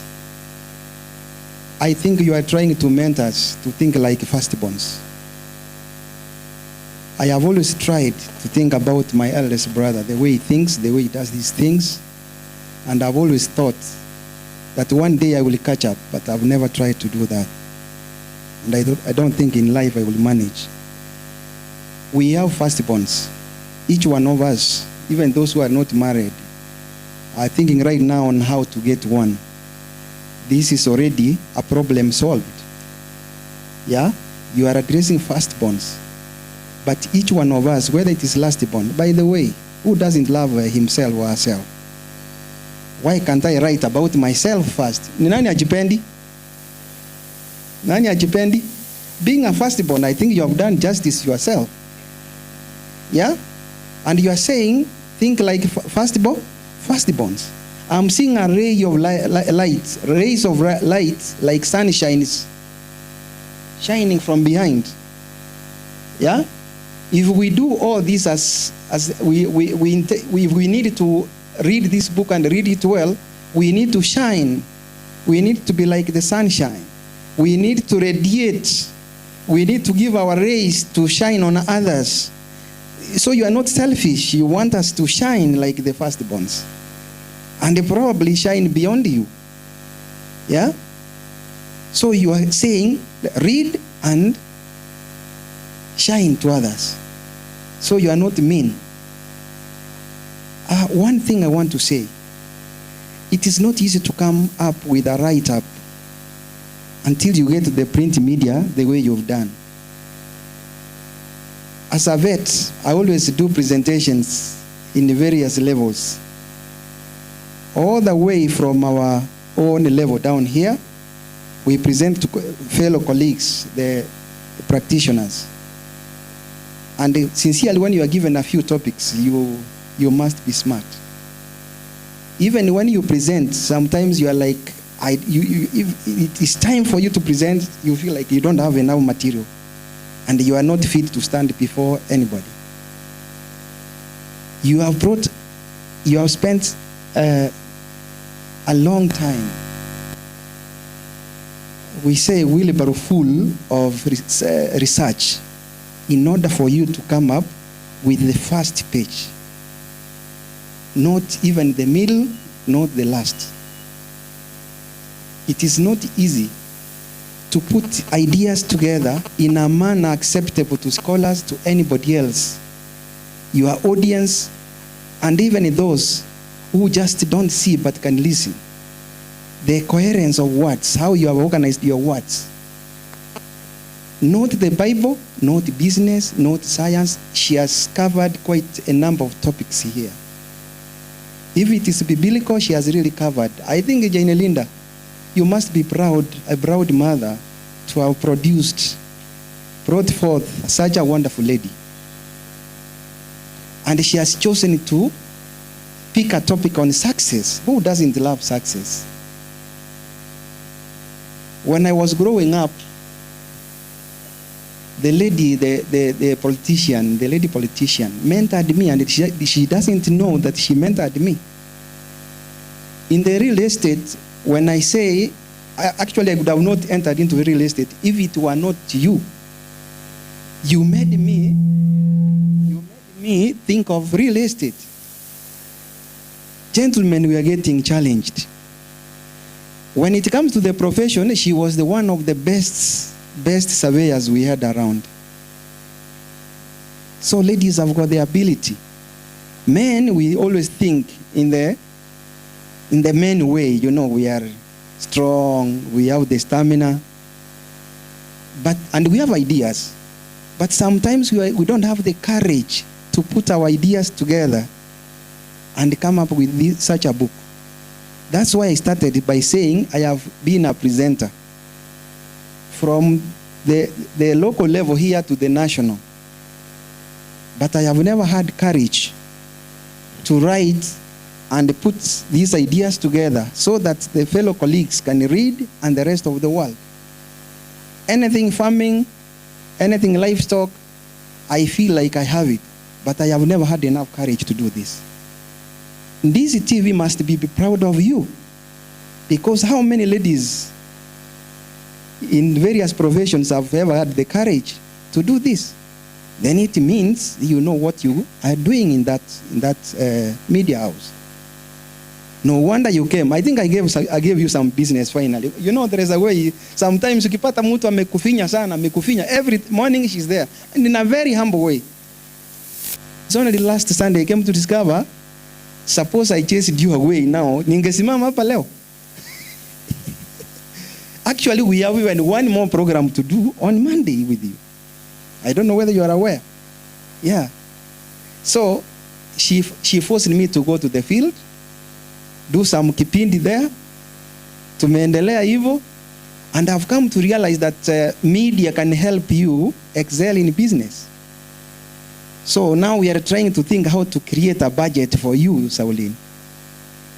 Yeah? Even the meeting I had yesterday with the top management of Enocam, we were discussing about how best can we partner with you now. Because once we finish on Monday, what next? Yeah? I want to congratulate you. I would like to see another second book, a third book, and the fourth, and so on. Yes, we are scared of reading heavy volumes. But please, if God guides you that you need to write more and more, don't split so much. Just combine them. Bombard us with the terminologies. Just trigger our mind to think positively and to succeed in life. I always admire the firstborns, and I want to tell you as your grandfather that I envy you in a positive way. Okay? Envy you. Keep on. Don't get scared. Usianze kushangaa ni kwa nini watu hawajakuja hapa. Leo ni Friday. Wengine wamesema sabato imeanza. Yeah? Si ndio? This book will take you places, and we want to pray that God guides you. As Nyamokenye Home Church, I think I've been there as one of the elders. And I think it's one of the best. I wish the chairman was here. Linda, you can bear witness that our home church is among the best. And we invite you. If you want to worship, come to Nyamokenye Home Church. Even starting the next Sunday, which is day after tomorrow. It is one of the best. Our members wish you well. And I think we will have to get a way of buying most of your books. If they don't do so, then I will endeavor to buy a book for each member of that home church. Okay? So I will only wait until Sunday. If they don't volunteer to buy, strike a deal from here. Straight away we get to know how many they are. We avail the books. We tell them this is the book which was launched, and therefore you need to take a copy. I will not say it is already bought. Okay? We need to own you. We need to guard you. And we need to encourage you to think. Forget about the stress of people not turning up as many. Always, this shows that you are a very organized lady. Gentlemen, this is the family to watch. If you are seeking out there, look at the arrangement. This is superb. We need to think and arrange our families also in this manner. We need to be organized. The way she has organized our chapters here in a very organized manner. Yeah? Na pia musitafute yule anapiga kelele sana. As a cousin was saying, sometimes she acts bossy. I encourage you. If you had done veterinary medicine, ningekwambia saa hii kuja ni kuajiri kwa hiyo tu peke yake, because interview umepita. Because somebody information right from the family. Sometimes we need, you can't have the CEO or this guy and then he comes, he's shabby and he's just like that. He is the boss, he needs to come in style. Come on, style. Yeah. And that's how you have come in style. This book, even the colors that have been used to print here, they have come in style. When you turn behind, you can see the smile down there. And then the barcode speaks all. Now It tells you even the cost. We need to read this book. You have challenged us. And you have made some of us to start gathering courage to think, kumbe, ninaweza pia weka ideas zangu pamoja, niandike kitabu. Just like the MC said, I don't want to bore you with many words. I encourage you, I adore you, I envy you, and so forth. I want us, once we live here, let us live with several copies so that we are able to spread the word on behalf of SAULINE. Today is when I've discovered you are called MBAKA. You will tell me who is MBAKA. Okay? Once we meet out there. Sindio? Asante sana. This gives you more business. I think I will push the Enoch management to think positively. Thank you. Habari zenu. My name is Caleb Ondieki. Nimekuja hapa leo. I'm the UDA coordinator from Bonchari constituency. I happened to meet madam yesterday in Mheshimiwa's office. So tukasema leo lazima tufike hapa. Na mimi being the firstborn, I'm happy. She has encouraged me. Mara mingi, firstborn are acting parents. Kwa sababu sisi, wazazi wakiondoka, sisi ndio tunabaki. Na sisi mara mingi ndio tunaumia sana. Unajua firstborn akifanya makosa anagongwa. Lastborn akifanya makosa anasema huyo achana na yeye kidogo, hakuwa achaguro kiakili. So you have encouraged me as the firstborn. They normally say that the biggest problem in this world is the fear to start. You have broken that fear. Unajua watu wengi shida yao ni kuanza. Vile umeanza, we expect more of this kind, and I wish that you go places, inspire people outside this county, outside this country, explore the world and educate young people. Asante. Thank you very much. Asante sana daktari, and thank you sir for those encouraging words. Since we started breaking protocol, once again Mwesh nisamehe for that. I'm told there are two other gentlemen who came in from DZTV and they should be leaving because they're the ones who do news. We'd like for them to speak to SAULINE for a moment.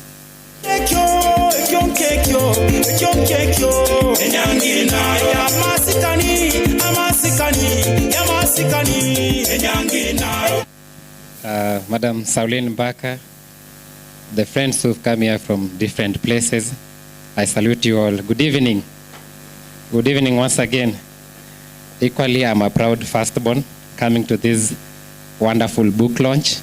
I've always grown up seeing other people writing books. I've always grown up seeing other people launch books, but I never knew that also equally I can be part of those gracing an occasion of a launch of a book. And equally, I'm very proud about that. And still talking about the firstborns, I happen to be a firstborn in a family of 5. And the truth is, firstborns, we go through much. Because if it is difficult for my father to raise we as 5 siblings, it's more difficult for I as a firstborn, because once I advance, I'll now have to take care of my other 4 siblings and my 2 parents. So for me, I'll handle 6, my father handled 5. So to mean that it's always a bigger burden for the firstborns, and that's why sometimes God needs to bless us more than the other siblings, but of course it's on a lighter note. Equally for this occasion, the launch of the book, which is the first great success, I'm equally happy being here because from the title, First Great Success, it talks about breakthrough. To you as SAULINE MBAKA, this is a breakthrough book to you. It's difficult writing a book because I'm currently working on a novel and I've not yet finished. So I came here today not only to grace the occasion, but take the notes equally of how to organize a book launch, and that's why I know it's rigorous. For you going ahead to this hurdle, we are so much proud about you. I'll still ensure that I leave here with a copy of the first great success so that I see from whatever the minister from Enoch said that it has the spiritual part, it has the financial part, I see what kind of a blend I can become, what kind of an hybrid I can become because of the words written there. Equally, as I wrap up, we are told that if you want to hide something from an African, then write it in a book. So for me, I choose to be among the few Africans who we cannot accept knowledge to be hidden away from us. I'll choose to step up and be part of those who will see what is that has been written beyond this beautiful cover, that you are reminded that never judge a book by the cover. So I really wish to judge the book by the lines that are in it. And lastly, to appreciate all of you who've graced this occasion, to show that there's that safety in numbers, to show that we can appreciate the reading culture, because truth is, the reading population, not only in Kenya, but in the whole world, is very few. Very few people, at the end of the day, will read an hard copy material, not even a page, a paragraph. Very few people read it. And therefore, we choosing to be part of those minority, then it's something great that has happened. And sometimes you ask yourself, I was listening to the Enokem, the minister from Enokem, saying that she is extraordinary. It's because she's chosen to be part of the minority. Equally, by we coming here, we've chosen to be part of the minority. And always they say that it's lonely at the top. And equally, here we are at the top of this Mocha place. And again, it's lonely because the numbers are few, but we've chosen to be among the blessing of that few. And I believe that by coming here, everyone will live blessed, not only through the book, but by the step of faith that we took to come here. And therefore, SAULINE, we wish you all the best. All the other journals you may wish to write on, we'll still be ready to read from you. May God continue increasing you. And I greatly appreciate the effort you've made. Thank you so much. Did I say my name? I'm really sorry. My apologies. My name is Stephen Ndemo. I'm the sports editor at Ndizi TV. And that's why we are with my colleague. We read the 7 p.m. news. That's why we read the news from there. We rushed between the small break to grace the occasion. And again, we will be going back. But thank you so much. Thank you very much, Ndemo Stephen. I'm so glad to be here today. And I've heard you saying firstborns. No, ole wenu kwa firstborns. Sisi kama lastborns, tuko tu na maisha inaendelea. Ama namna gani? No, that is it. So for today, actually, we have all come here to just see what's happening. And we are behind our sister SAULINE. And we're working together to ensure that whatever she does, tunampea support. I want to be precise for today. I don't speak much. First of all, my name is Vincent Onyansha, Ndizi TV Nyuzanga. Najua tukiwa pale tunaongea kizii sana. Sasa tukija hapa nasikia ni kizungu. For the less fortunate in the society, wacha nitumie Kiswahili nichanganye kidogo ndio kila mtu aelewe hiyo maneno. Ama namna gani? So, you know, sometimes ukiwa na maji kwa kikombe, somebody depends when you unaona hiyo maji. Someone may say the grass is half empty. Someone said the grass is half full, depending your perception on whatever you have seen. For today, what I've seen, I would like to congratulate my sister. It is a wonderful and marvelous work that she has done. And I believe through this, many are going to have that success she has written in her book. Together with my colleague and other sorts out there, we ensure that they get these books. In fact, our staff, they will get each a copy so that at least they can get to learn what is in this book rather than cover. For that few remarks, let me thank everyone for attending this, and also let me appreciate what you have done for this day. Thank you very much, and have a progress this night. Thank you very much for your kind sentiments, very well articulated. My teacher in high school, Mr. Maroma, karibu sana. Mahali mamata at this school.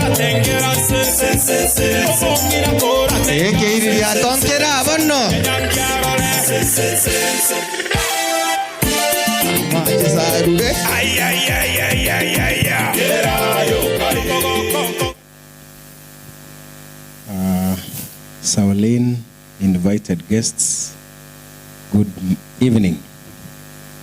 Good evening. As you heard, my name is Maroma Jesse. When I was coming here, I didn't know I could get somebody I know, so I'm happy. I'm happy to meet my students. We were about to go to the house, and my wife told me there's a book launch somewhere. I told her, for books, I'll go. But who has written that book? She told me it's SAULINE. SAULINE is a friend of ours. We run a company known as Peak Uniforms.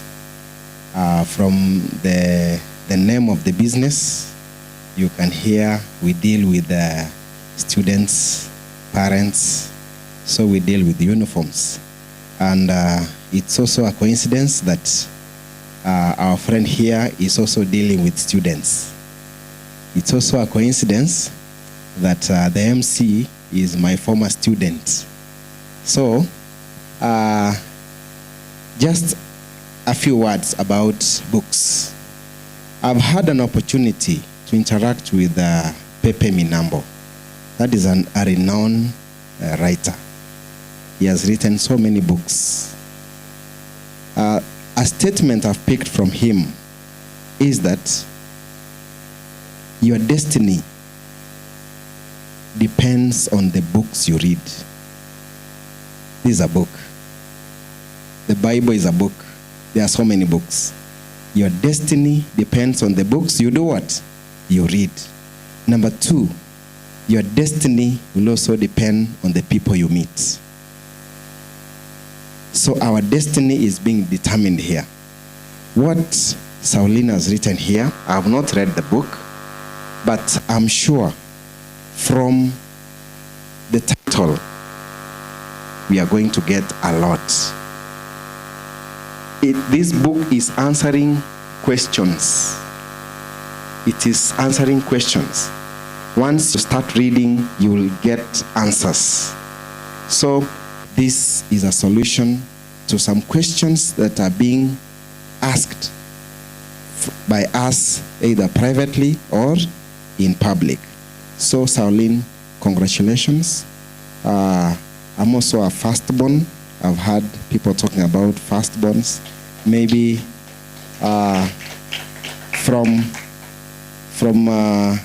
the title of the book, I'm a firstborn, and as people say, firstborns are deputy what? Parents. We are deputy parents. When parents are not around, we actually become the parents. Sometimes we even become parents of our parents. Yeah? So, my son is also a firstborn. He's in Form 3. He is a lover of books. If I bought this book and it is daytime, before we go home, he will tell me, Dad, I'm through. Can you get me another one? Sometimes I even regret why I bought the book, because it does not get to the house before it is read. That is a blessing. If you have a son, a daughter, or a friend who reads, please buy this book. It will be a good present for him. So I want to promise that I'll be buying one for him when he comes for the holidays. I'll also buy, I'm a teacher.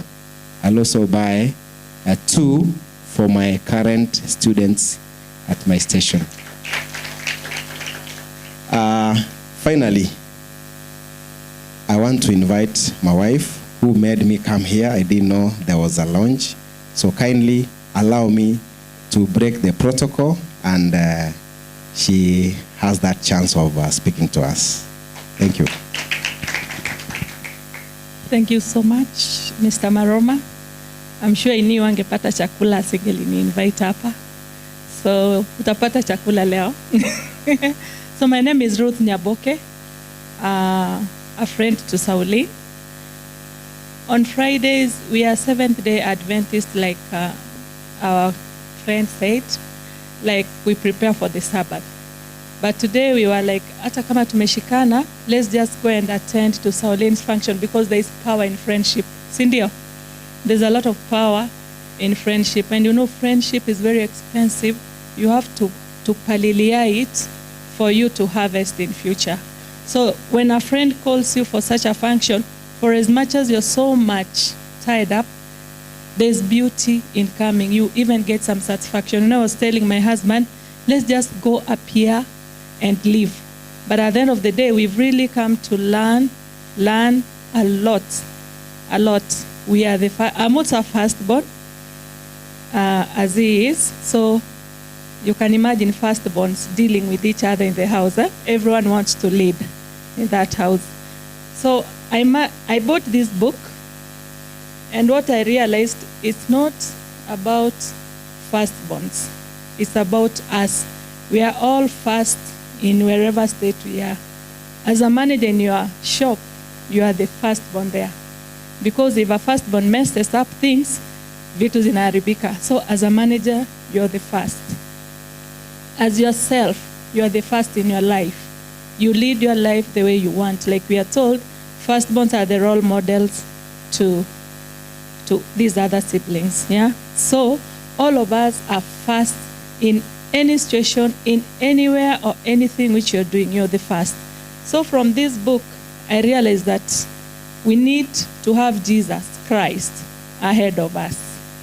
As the first people, for us to lead and to be the best role models, we need to have Jesus Christ as our leader. And everything will be possible the way we want it to be. So, again, what I realized as firstborns, again, now let me go back to firstborns, tuko na majukumu mengi. And then I remembered our son who is in Form 3, we have 2 sets of children. The first ones are for 844. These other ones are for CBC. The first one is in Form 3. The last one is in PP1. So already we are like, in 5 years, the firstborn will take care of the PP1 kid. So si tushamaliza kufuza in 5 years, he'll just take over. So, and then I realized, kumbe, that is what our parents were also thinking. Let me work hard and educate this firstborn so that this firstborn will help me in educating these others. So we have a role as firstborns in our families. So we should always have God guide us so that we don't even fail those who have great hopes in us. So may the Lord bless you. SAULINE, this is very creative. Coming up with a book talking about firstborns, it's very creative. So if we have a lastborn here, come up with a book talking about lastborns. Thank you.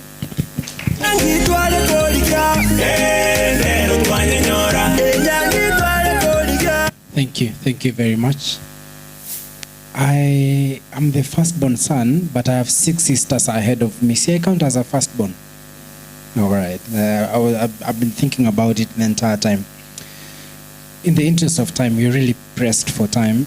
I'd like for us to get to the moment of the night.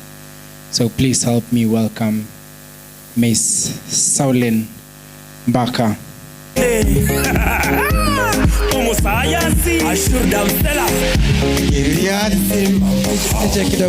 Sije kidogo. Yani njendi kegeta bumonga akere chingo bibne chingo tena napi. I cannot niandike kitabu munipige makofi kama hizi. Let's clap for her. Okay, I've realized that I might need to teach you how to clap, okay? So, when I say karabanda, we go. Karabanda. All right. When I say señorita, we go. All right, so it's twice. Señorita. Karabanda. Señorita. So now that you've known how to clap, now let us clap. Karabanda. Señorita. Karabanda. Señorita. Baba, churu baba, jimbwa tubukano, ulibwa sokoro, SAULINE mito, imigo dibulezi yu baba, asikwarule ngare, asoro chengare baba, mchero bangete, dansi kidogo, ni siku yetu, tumengoja sana wamu na gamu baito baito Saulino minto kwenye na bonche ngukuigwa Saulino minto kwenye na bonche ngukuigwa baba mwese komoronge ore so beautiful ore so wonderful ore so beautiful Baba mbuya mono baye naye mbuya mono Enjera to bangete enjera to bimete Bagani baikira Monsi welcome Happy to see you Selina Saulina Ewajaja DJ Akoba ye viro Tiganti gerabu. Thank you very much. Please, Sauline.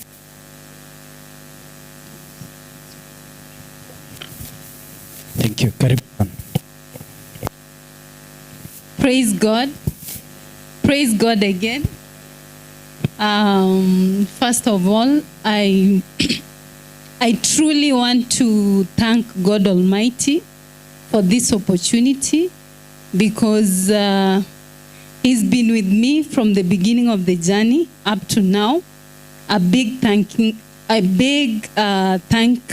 to God Almighty. Secondly, I want to appreciate you all. Thank you so much. I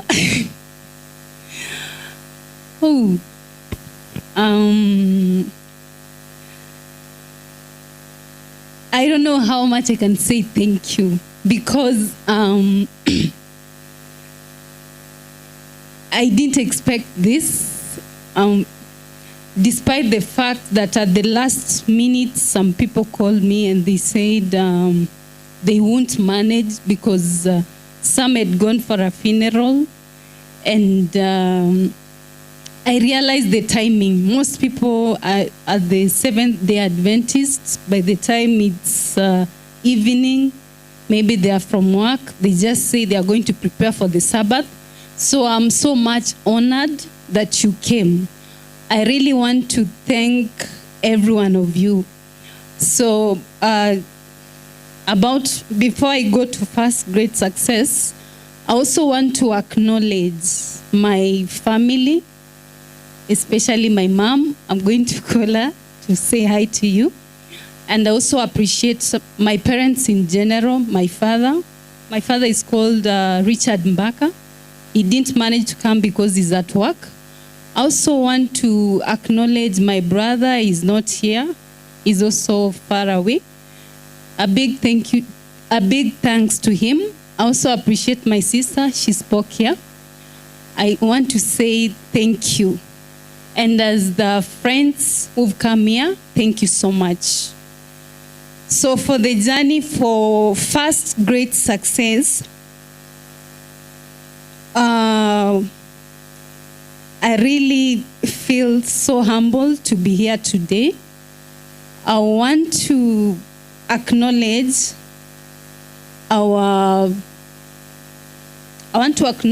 the publisher who did the work, Pen Publishers.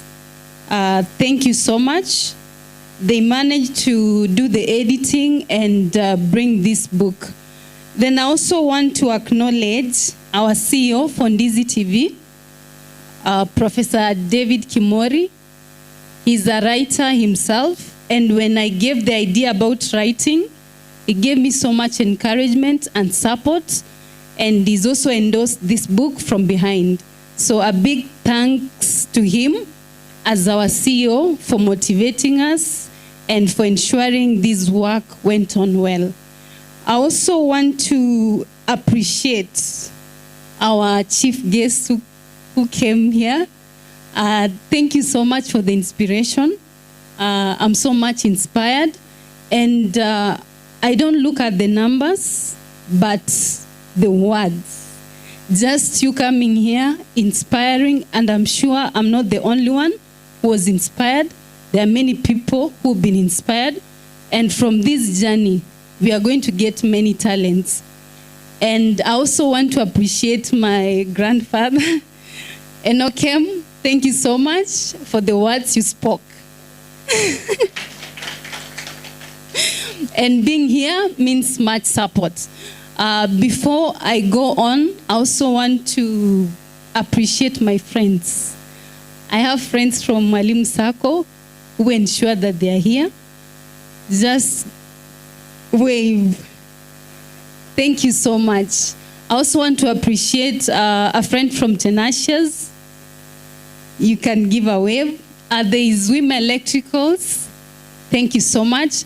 I also have a friend from Can General, the manager. Thank you so much. Thank you so much. Because of time, I could have given you a chance, each and every one of you, to come and speak, but a big thank you. And we also have one. I would like him to come and introduce himself. He's called Cyprian. I don't want to say a lot. He can just come and say hi and introduce himself. Then I go on.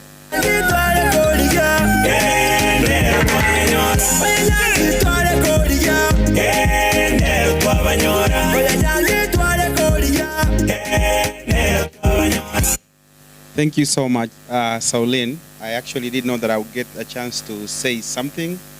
I was here first, and then I left. I had to do business, but then when I called John and he said, you guys are still here, I made sure I come in and witness this. What can I say? Let me introduce myself first. My name is Cyprian Ontita Marubi. I wouldn't have wanted to introduce myself in official capacity. I would have wanted to say a friend of SAULINE, but I think I will also do the other introduction. I'm one of the directors of Ndizi TV. So the Ndizi TV family who are here, please wave or stand up or yell, wherever you are. Thank you so much. So we're so proud of Lynn. She's our general manager. She is a girl of big dreams.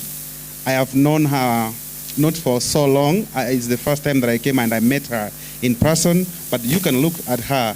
Looking at her is in itself inspiring. And the things that she says when you interact with her, the things she does, this is a prime example of a girl who is really going places. I'm going to call you a girl because I believe I'm much older than you. So this is a girl who is going places. The parents of SAULINE, you gotta be proud. Skorowa SAULINE, be proud. Very much. So a copy of this. I'm here with my children. They are not presently here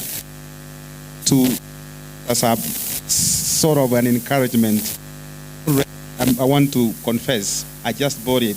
But I make sure that my daughters, they meet you in person so that you can inspire them. Thank you so much and congratulations. Thank you so much. Now, because of time, let me just say a few words regarding first grade success. FIRST stands for firstborns. Grate, after being empowered, these firstborns are going to be great people who will ensure that they mentor their siblings. Then success is to ensure that they lead a successful life. At some point, firstborns, they get to somewhere, their life is mixed up. I'm a firstborn, I know what I'm talking about. So there's a time someone gets to a point that the life, they're like, what do I do next? And you can imagine if someone is a firstborn and they get confused, who is going to help them as they are growing? Because now they are the firstborns, the other ones, they are siblings. But in this book, I ensured that there's a balance. There's spiritual life here. They start with connecting with the true source, God Almighty. Then there's vision, as the chief guest said. There is ways of overcoming deadly emotions. These anger, shame, jealousy, fear. These are things that affect us in our daily lives. So if someone is empowered, when a sibling has a problem, they don't have to go there to seek for that. They can just be sorted within the family. The other one that made me have this book is that in most families nowadays, people are like they're in competition. There is no love.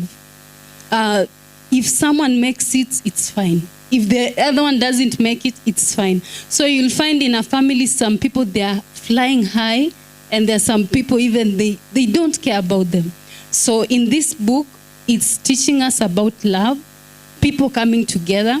It's not like firstborns are going to be separated from the siblings to be empowered, but it's to bring the family together. And at some point, our parents are so busy, they can't do that. But when a firstborn is empowered, it ensures that the family has someone to take care of the younger siblings. And even if a parent is not there, one parent has gone, the firstborn, when she's empowered, he or she is empowered, they are going to be able to take good care of the family.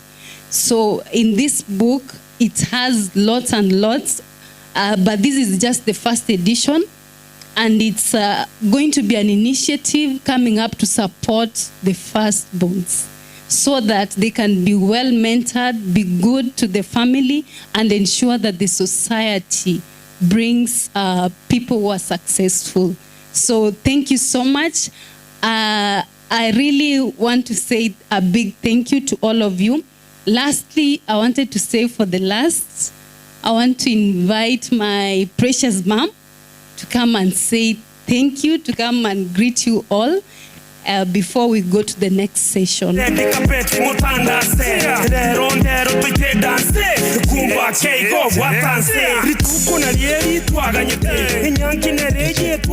Karabanda, Señorita. Hapana, daktari. Karabanda, Señorita. Karabanda, Señorita. Hi, everyone. Hi. Are you happy? I can see. So I'm really humbled to be here. And I thank the Almighty God for this moment. As a mother, I'm really proud. Yeah, I'm proud of you, SAULINE. And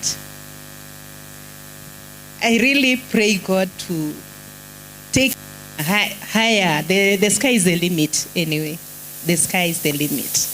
Yeah. So, about this book, yenyewe mmesema juu ya firstborns. Na mimi nimeona kitu ingine tofauti. How many parents here? Imeguza parents, eh? Sometimes we have children. Tuko na watoto mmoja, wawili, watatu, Mungu ametubariki. Lakini hatujajua tabia zao. We don't know their characters. Mungu ameumbia kila mtu unique, in a unique way. Hatujajua huyu ana behave hivi, atakuwa aje. And then we encourage them as they are growing. So hii kitabu imesema hayo yote.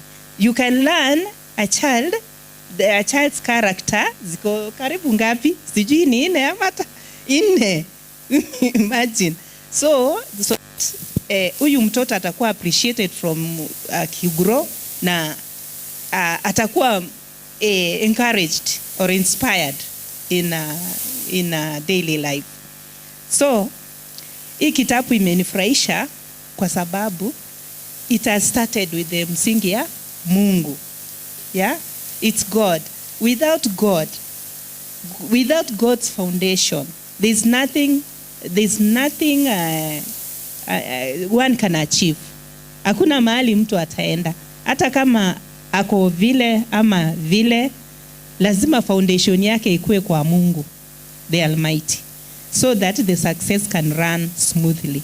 Now it's all over. Imetouch everything that it's in a life. So kwa ajili ya time I really want to appreciate you, my daughter SAULINE. I really want to encourage you to move on higher and higher. You fly like an eagle. na Mungu wacha endelee kukubariki na kukutumia vile ameanza kukutumia. This book will reach many people. Itaenda hata kwa watu wengine kwa sababu umeiweka kwa Amazon, yeah? It will go internationally. Iko online, kama mtu hataki kusoma ataweza pia angalia online, because most youths sahi ni online.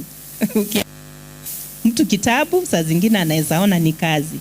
Again, hii kitabu sasa saa zingine inaweza choka mtu from the beginning kwa sababu imeandikwa okay.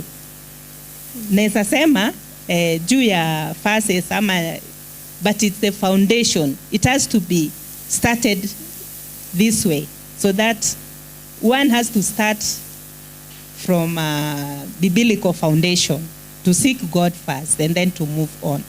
So me, I have appreciated you as you've come. Nimefurahi sana, and I really appreciate each and every one of you. You may take time, you've come and you made it a success. So we thank God Almighty, and we really appreciate you kabisa. So sina maneno mengi yenye naweza ongea, but with prayer everything iko sawa.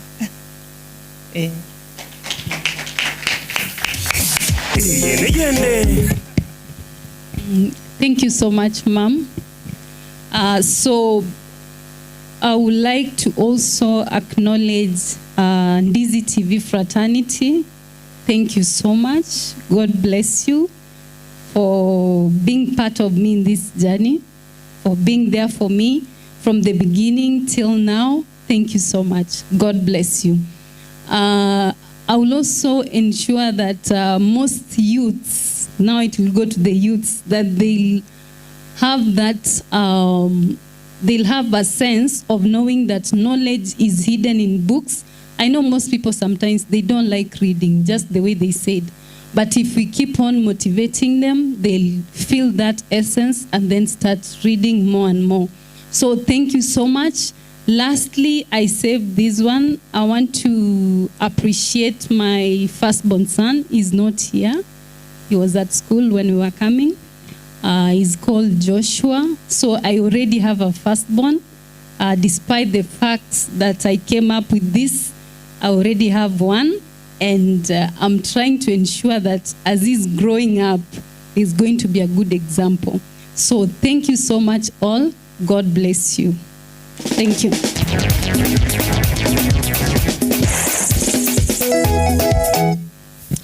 Thank you very much. I want us to finish, okay? The very last bit, before we taste this cake and the sweetness of it and celebrate the hard work she put into this book. We are at least 30 from my head count. I want us to sell it. I want SAULINE to sell at least 30 books here today. Does not mean everyone has to buy one. If you feel like you can support her, you can get one, you can get two, you can get 10. Please, this is the time.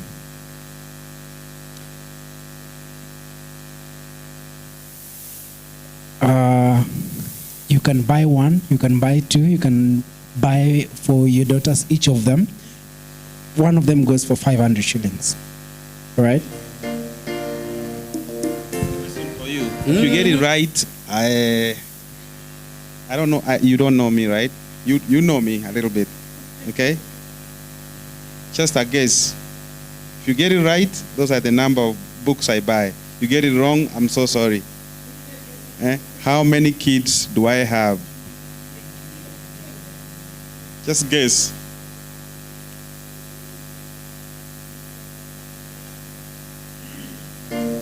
Three is right. Give me 3 books.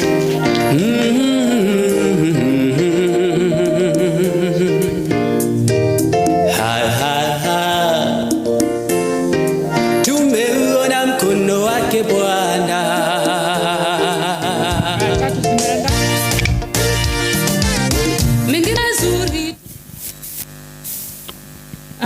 Good evening again. Like we said, in our house we are three firstborns. The two of us are firstborn, and we have a firstborn son. So we are going to buy 3. We already bought 1. Now we are adding 2 more.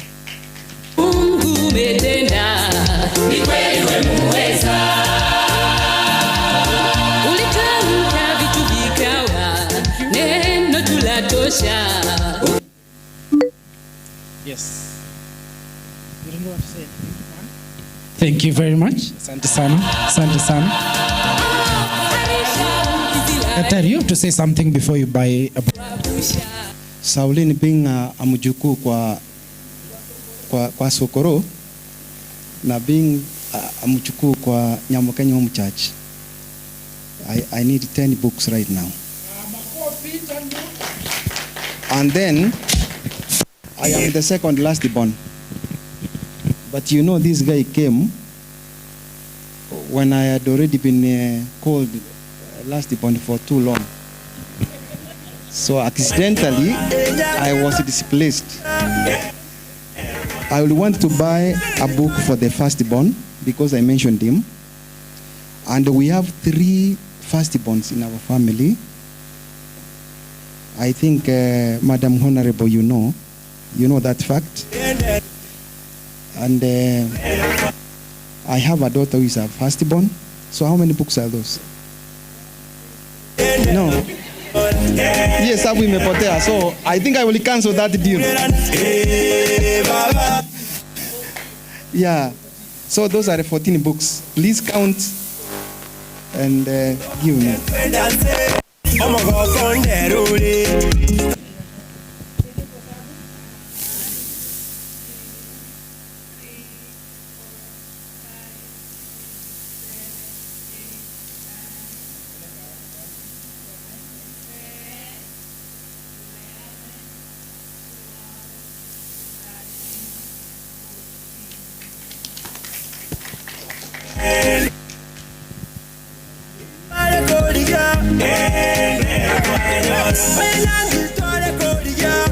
Mheshimiwa, before I give you the mic, I also want to buy. I'm the firstborn, and my wife was not there when I was talking. She's also the firstborn. You know, our wife and husband, they are one, so we can't buy 2, and we have. That is true, right? Then we have our firstborn who is in grade 7. I think now we can buy 2 books, but before that, since she was not here, I can give her the mic. Awasalimie, si ndio? Mimi muliniona. So acha awasalimie.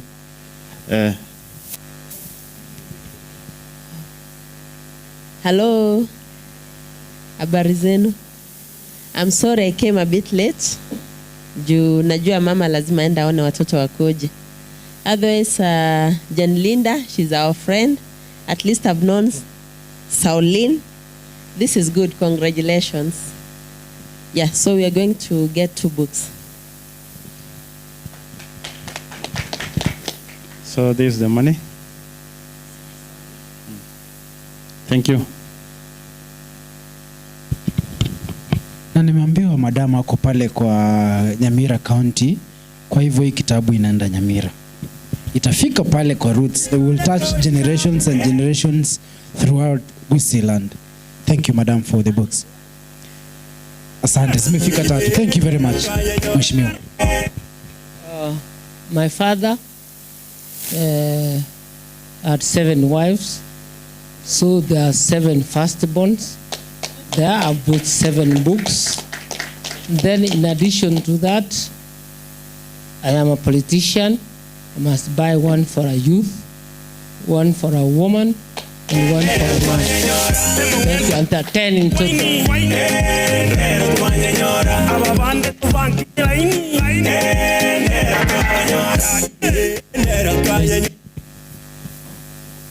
Asante sana Mheshimiwa. Thank you very much. Asante sana. Tuko karibu, tuko mbali. If we can get just 5 more, we'll be good to go. Yes. Would you like to say something? Akifoni mingi sama kitu. Good evening, everyone. I love this quote: "The fakest ink is better than the greatest memory." So, Sauline, congratulations for on your first book, and as a reader, I would like to read more from you. Congratulations.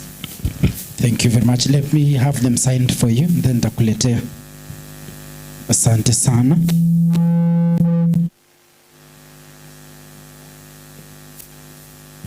Zimebaki tu kidogo. Ziishe tu hizi zenye zimebaki. 1, 2, 3, 4, 5, 6, 7. Yes, sir.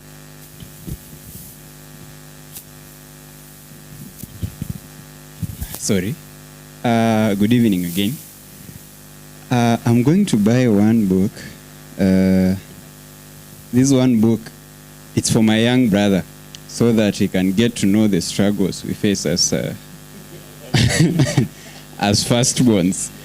You know, I realized he doesn't call my dad, because the moment he calls dad, dad calls me and tells me that young guy called me, but I didn't get him quite clearly. Can you call him and get to know why he was calling? But ideally, he asked for money from dad, so dad doesn't want to send the money. He wants me to learn the responsibility. So he tells me call him and get to know what he was saying. He doesn't give the information that he needs money. Now, I will not allow Sauline to sign the book. I'll allow her mom to sign it for me, kindly. Thank you. Asante sana. Sir, that's a reason for God to keep blessing you, because you're being a blessing to your family. Asante sana. Mama atasign hii. Mama, ndakuletea kalamu. Hizi zimebaki kama 1, 2, 3, 4, 5, 6 peke yake. Just these ones. Yes, sir. Thank you. Let's say something. Yangu kwanza ni congratulate Sauline. Kwanza ni kumcongratulate Sauline from the days yenye nimemjua. She is someone who never gives up. So ningependa kumwambia kwamba as much as I launched this first book, as a give up and ready to push on, the sky is the limit vile mamaka amesema. So congratulations Sauline, na uendelee tu hivyo hivyo. Sasa naweza chukua 2 for now.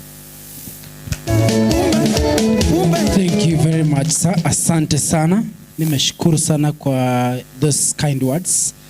There's a gentleman here who wants to say something and buy a book also. Good evening, everyone. I'm Samuel Orwasa. I'm buying 2. I'm buying one for my wife, because she's a firstborn, and mine for my brother. So the one for my wife, so we're going to share. Or you'll share the one you are buying for your wife. Okay. Asante sana. Thank you. Anyone else left? Tukimaliza. Anyone else? Yes, please. Pendi kuongea sana. Asante. Kuna mtu tumefungia? Very lastly. Anyone? Yes.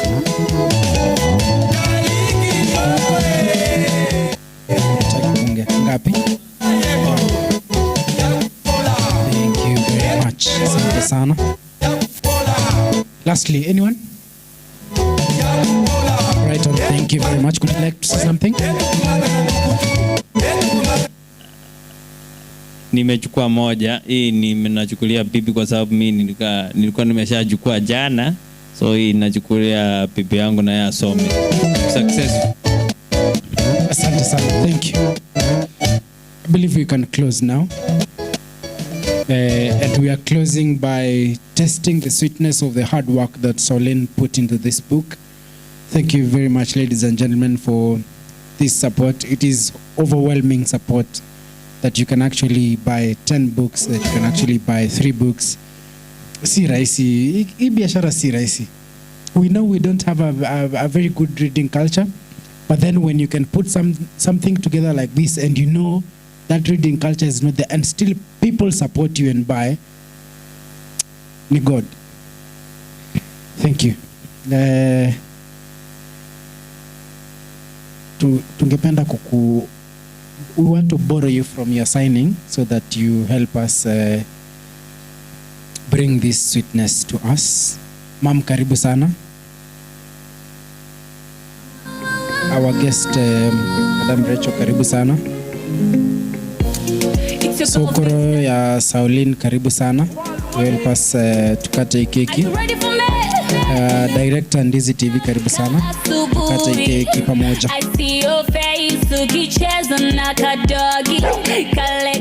Sasa, those who are giving payments, tafadhali muone huyu. Asante. Ma'am, karibu. Mheshimiwa, karibu.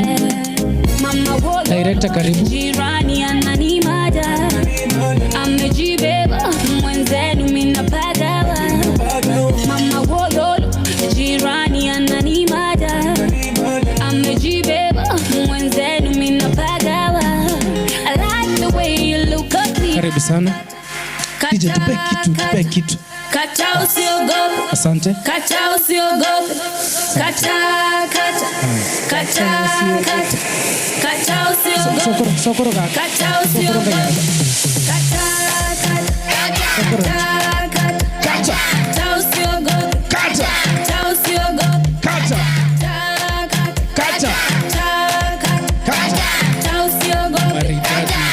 usiogope. Ujitole. Ujionyeshe. Ukitingishe. Ujiputue. Ujitole.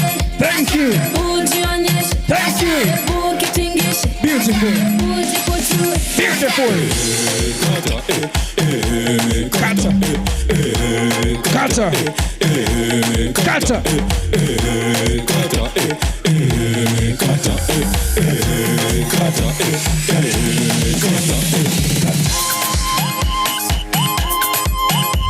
Kata.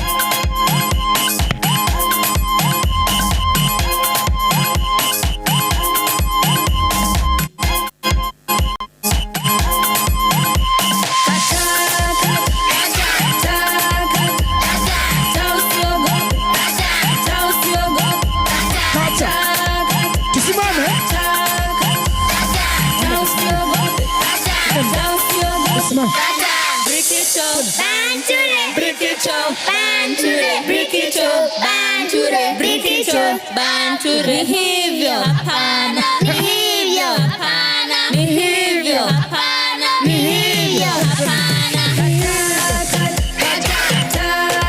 Kata usiogope. Kata usiogope. Kata usiogope. Ujitole. Ujionyeshe. Ukitingishe. Ujiputue. Ujitole. Ujionyeshe. Ukitingishe. Kata usiogope. Ujitole. Ujionyeshe. Ukitingishe. Ujiputue. Ujitole. Ujionyeshe. Ukitingishe. Ujiputue.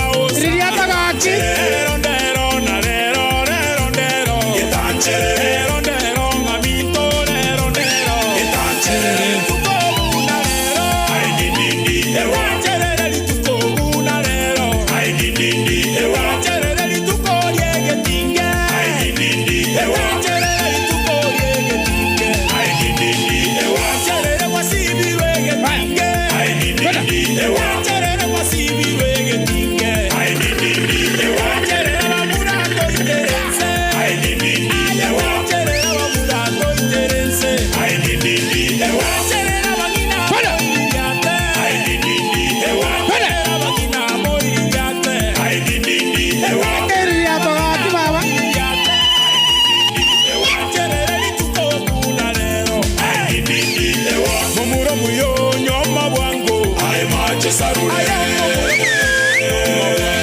ay mache sarure ay mauso muyo nyoma wango ay mache sarure ay jini muya nyoma lero ay mache sarure ikikyagera nyoma wango ay mache sarure ay ikikyagera nyoma wango ay mache sarure edicho muyo soka seito ay mache sarure ay mache sarure ay ikikyagera soka seito ay mache sarure ay mache sarure eligerelia buya morola eligerelia buya morola ay eligerelia buya morola eligerelia buya morola eligerelia nyangiye eligerelia buya morola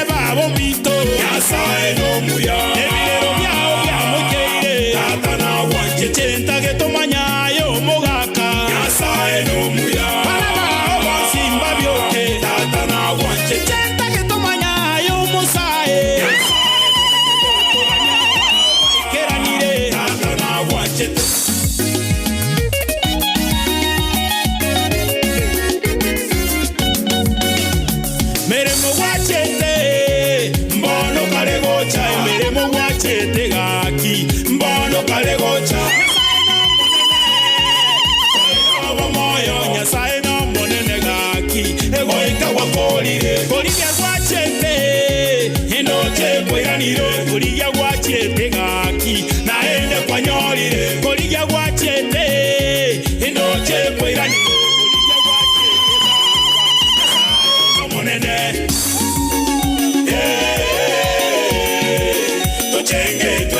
sokubua. Totenge twensia sokubua. Totenge twensia sokubua. Totenge twensia sokubua. Waito, waito, waito abamura ntwango. Twango moreta kambori. Waito bagaka ntwango. Eta chiparuto nialore.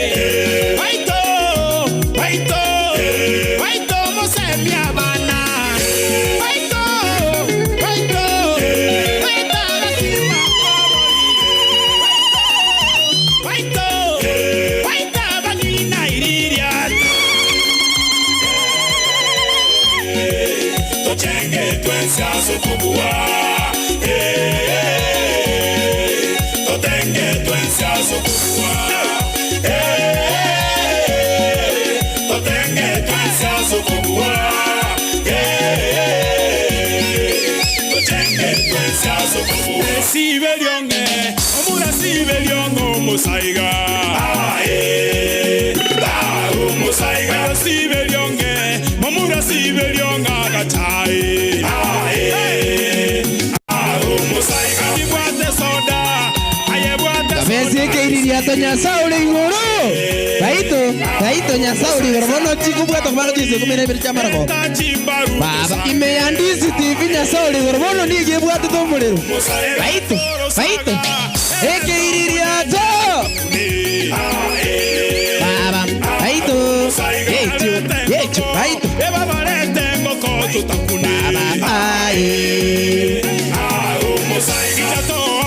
baito. Babo mito. Baito. Yecho. Iriria to.